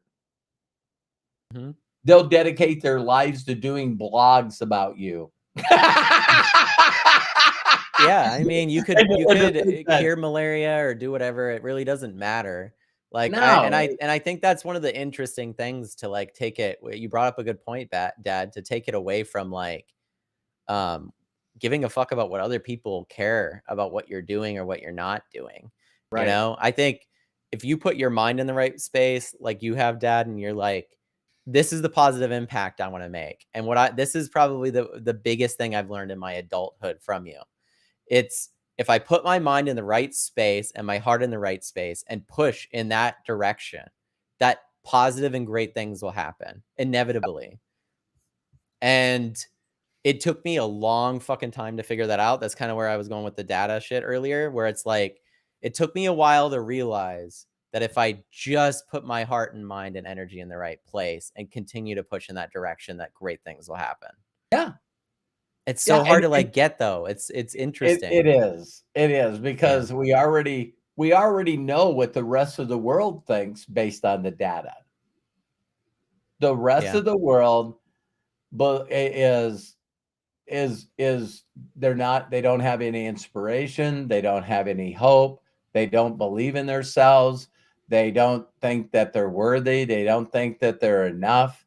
Mhm. You know, entitlement. It's all of these things that only someone like myself or like Corky, thank you, Corky, for your Thank you, donation. Corky. But man, if you guys heard some of the winners that are making the impact, because it's not about money, but the people that have made the biggest impact, if you hear the story that they went through, like I'm telling you, that's why I'm so motivated. A Neil Ramtreater told me to watch Gran Turismo, and and uh, and I want to do a whole video on that Oh, because did you watch it?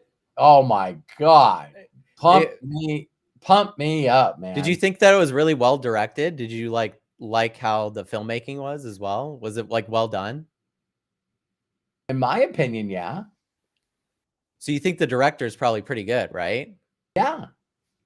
Yeah, Neil Blomkamp directed District 9 as well, so No! See, Yeah, I you knew should I wasn't I gonna do should it for have no known reason. Matt was setting me up. He was setting me up. He says, "Well, just tell me how good this director is," because If you guys haven't watched this long enough, it's District 9 is one of those movies my dad always gives me shit for, because I really like it, but he was like, "What is this?" So yeah, I went we went to the movie theater for it. yeah. So I took time to spend with Matt and the rest of my family to go to the Spectrum and watch this movie, and I'm like, Listen, if you guys Matt's haven't like, seen it yourself, definitely watch it. Very good movie. "Hey, hey, listen to the guy that studies film. Don't listen to me if you're you It know just looking wasn't for his jazz. It doesn't yeah. mean it's not, yeah. Have you watched Gran Turismo? No, I haven't watched it yet, Oh, but Yeah. I can tell you I've spent that probably thousands of hours playing the games, so yeah.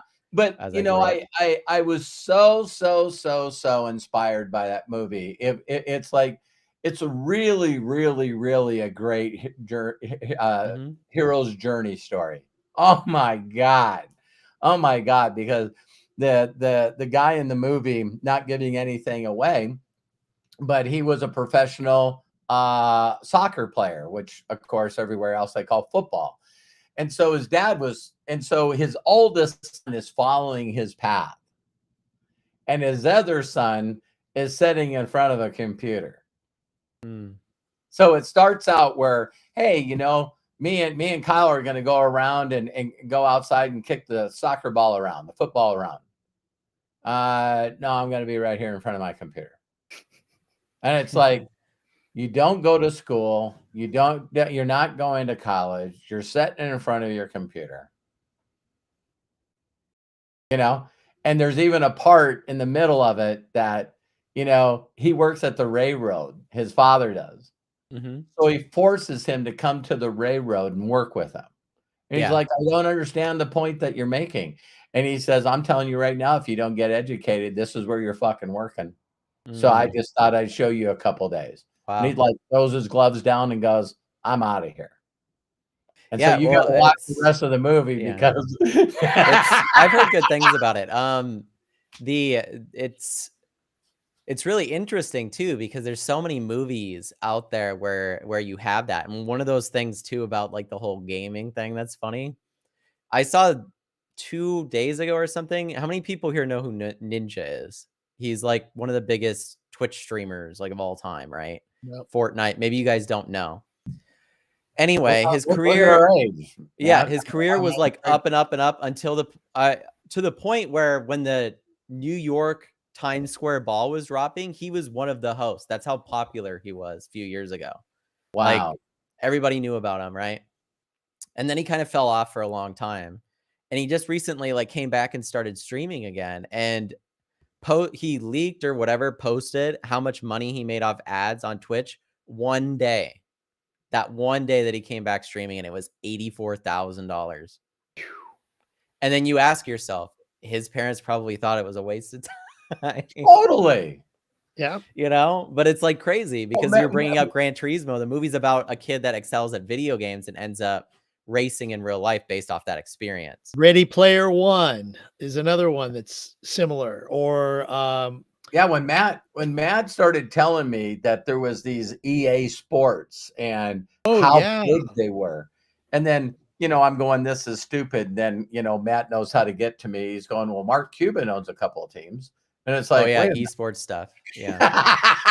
Well, you've Yeah. got the guys that do the drone racing. Oh my God. Yeah. I mean, It- that's incredible to watch. Just these, yeah. But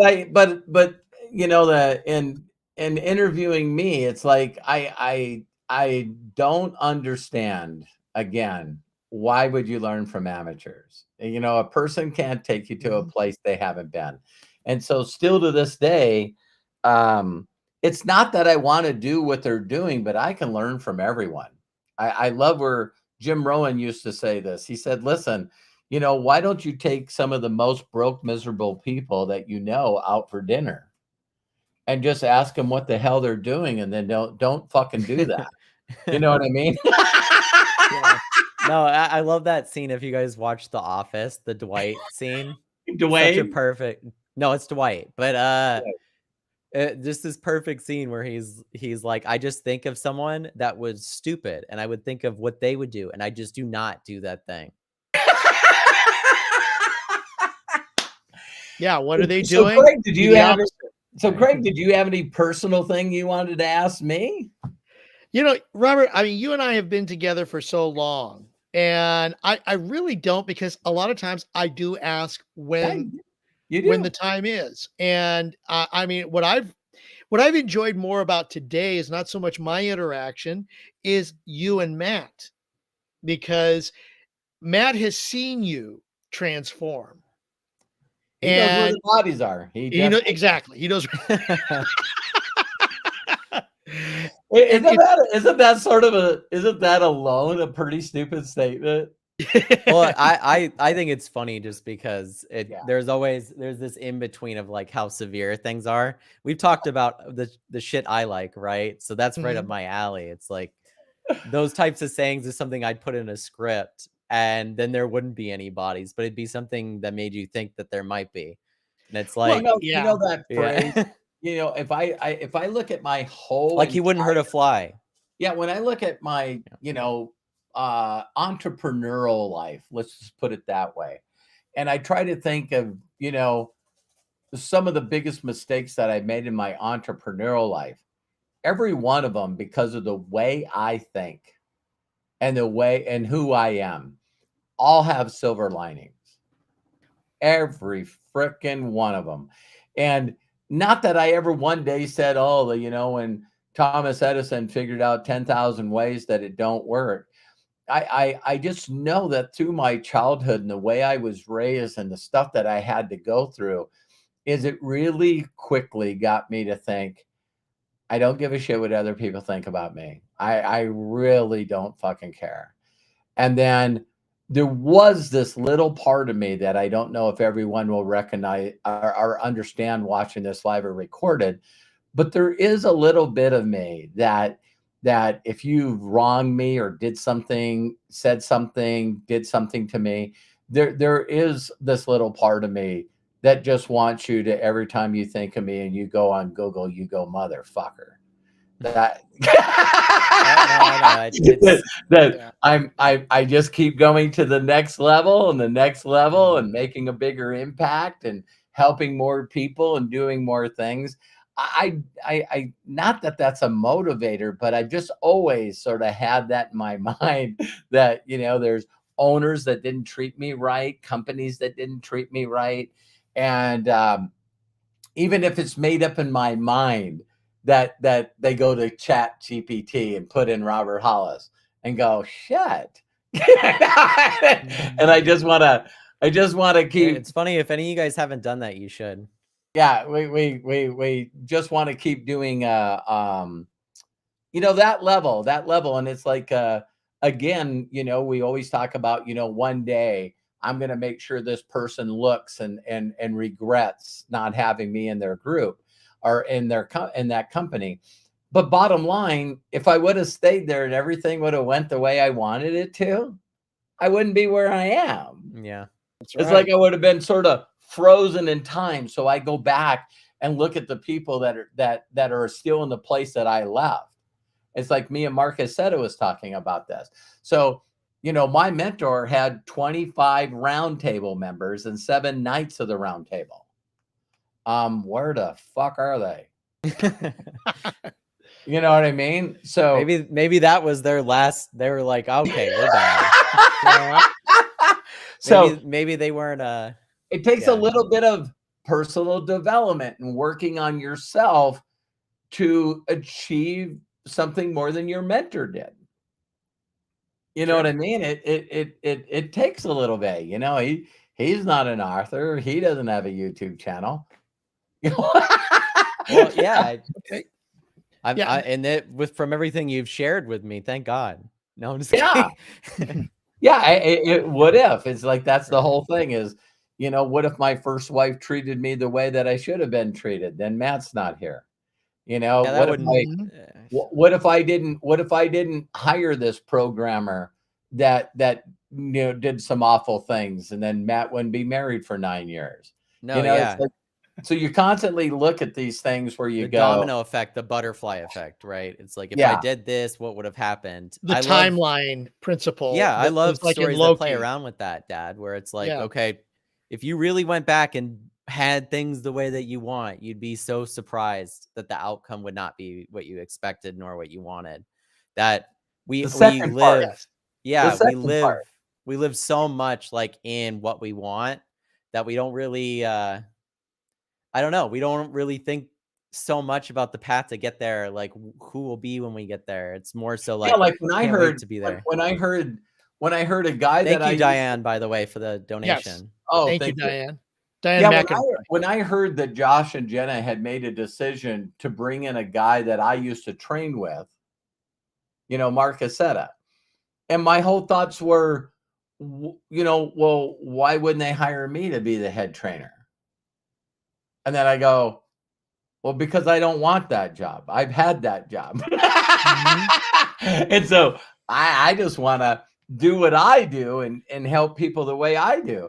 Yeah. And then so what you got to do is you got to go, well, listen, I want to honor this. And maybe if this just like, I always say this, high tide raises all boats. And I really, really, really want that to work. I really want that to work.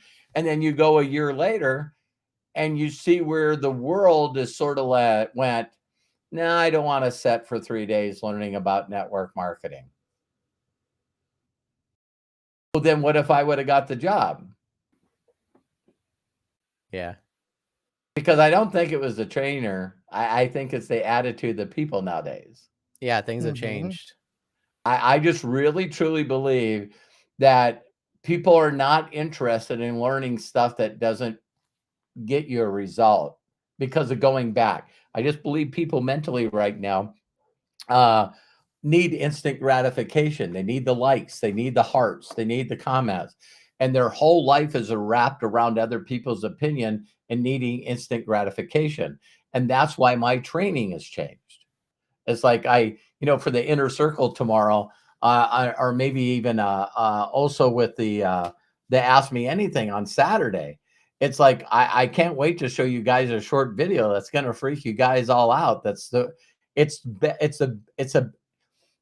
best sorting video I've ever seen in my life.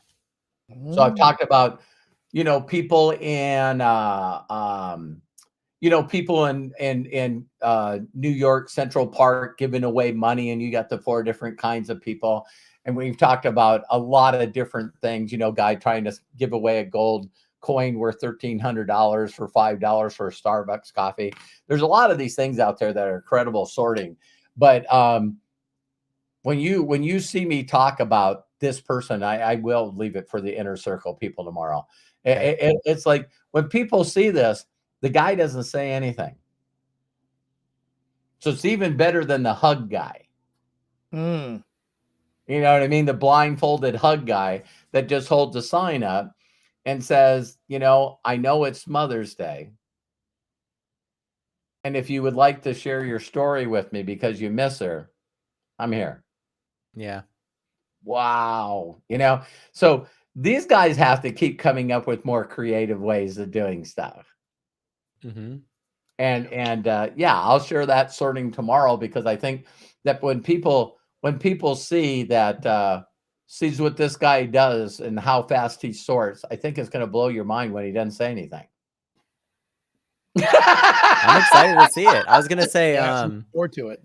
I do have plans tomorrow too on the inner circle to share a couple of AI tools for YouTube Sure, for people. awesome, So always, man. I've had some questions and from a few people, and I wanna be as helpful as I can be. So Any other questions then?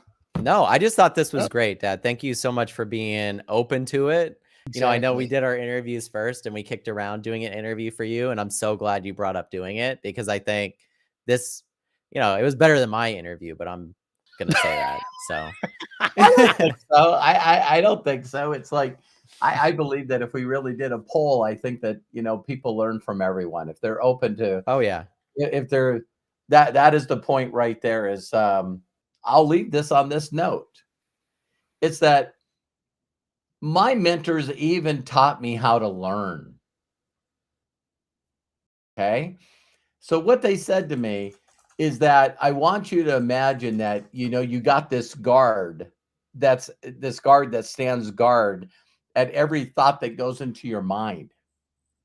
And that guard is our philosophy and faith and beliefs of stuff we had up to that moment. And so my mentors taught me that I could learn from everyone and to be very aware of that guard saying stuff to me, saying stuff to me to stop me from missing the point. Man, I haven't said that in a long time either. Are most people professional misser of the points? And the reason why is they can't control that guard. So as soon as they start listening to somebody, do you guys know how many times I've heard this? Because it's my own thought. I don't like their voice. I don't like how they said that. I heard that guy divorced his wife or cheated on his wife. So there's all these little guards in our mind that are looking for perfection, and it stops us from hearing the very words we needed to hear to get us to the next level. So if you're aware of that guard telling you, I don't like the way she talks, I don't like the way this works, I don't like the way he laughs, I don't like the flowered shirts, I don't like how many times he says gooder. It's like, you guys just got to know that what if you are aware that those perceived thoughts of yours were stopping you from hearing the very couple of words that you needed to hear. So like when Earl Schoaf said to Jim Rohn, you know what I mean? You got to learn to work for profits instead of wages.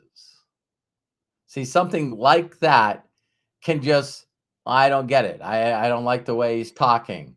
I don't like listening to audio. I don't like reading. I don't like watching YouTube videos. You guys got to be very, very careful of how much this fucking guy's fucking you up. Because my mentors taught me, Robert, let everything in. Let everything in. Be constantly feeling and looking and hearing this stuff.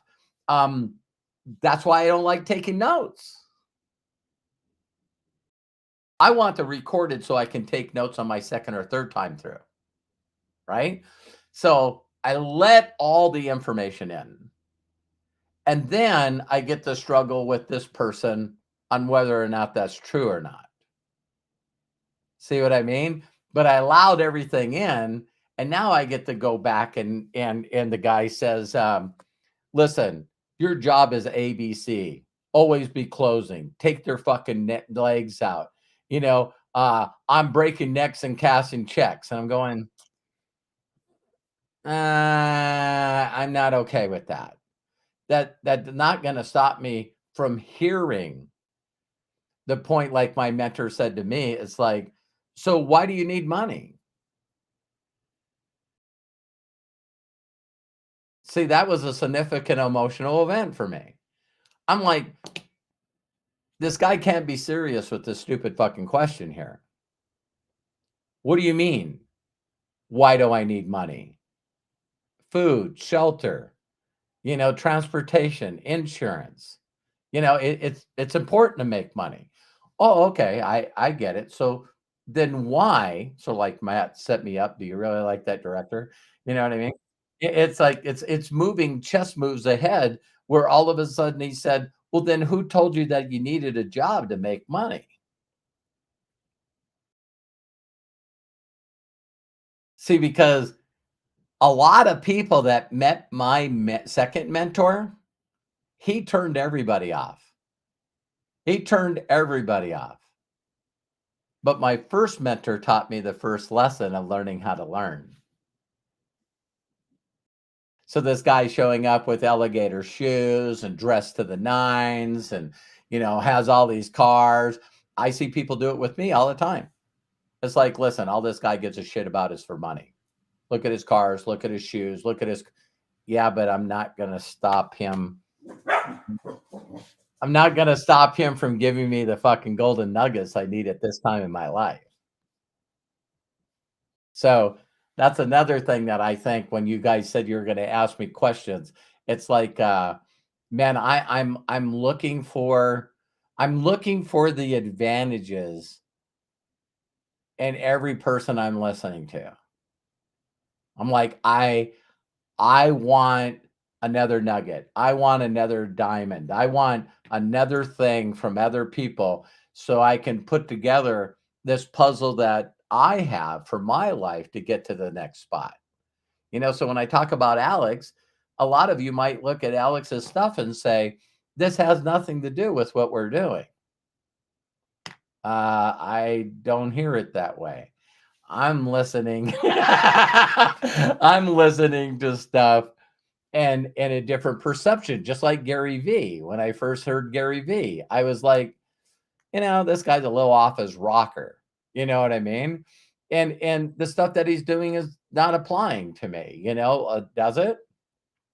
When I watched his first YouTube video and it showed him sitting with a card table in his front yard while it was snowing, and you couldn't see his chair or the legs of the table because they were in the snow.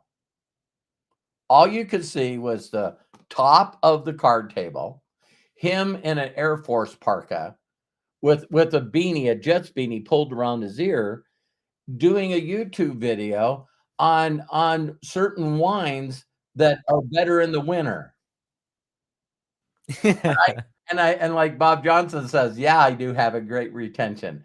And in the middle of the video, he goes, do you know what this wine tastes like? And he reached behind him and he pulled up a tire on top of the table, and the tire was smoldering. And he says, this wine tastes like burnt rubber. And I'd like to go find that YouTube video today because it was that kind of crazy bullshit that he did, because he said, the other one that he did is he said, you know how you're supposed to, put something in your mouth like crackers or something to get rid of the taste so you can taste the next wine. He goes, there's nothing that gets the taste out of my mouth faster than Captain Crunch. And he and he reached, or he did like wine pairings with Taco Bell and stuff. Yeah, he reached his hand in and grabbed some Captain Crunch and put it in his mouth and he chewed it up. And he goes, why is it that every time you eat Captain Crunch out of the box, it rips the shit out of the inside of your mouth, and you say to yourself, I'm not doing that again. Let me get another handful. Yeah, I actually watched it. So now the guy's got Burner Media or whatever it is, and I have to step away for. Okay. So yeah, it's like, so the point that I wanted to make with that is that's when I should have started doing YouTube videos, because that guy inspired me, and I'm going like, I don't know if I want to be that outrageous. You know what I mean? I don't know if I want to do. I'm still this. You guys have seen me. I'm not too outrageous. It's a different flowered shirt, in front of this backdrop. But 24 is going to be a different year for me. We're gonna step out, and I'm gonna start doing YouTube videos regardless of where I am. I got myself That the new one? iPro 15. So 15, okay. yeah, so I gotta start learning how to do YouTube content everywhere. You know what I mean? And I will. I promise you guys, I'm gonna get more creative and do some more crazy stuff. And you know, we will create some viral shit. Oh yeah.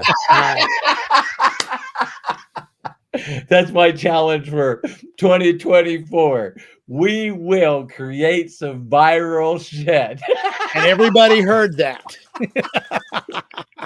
You take that to the bank. So, Matt, thank you so much. Thank you.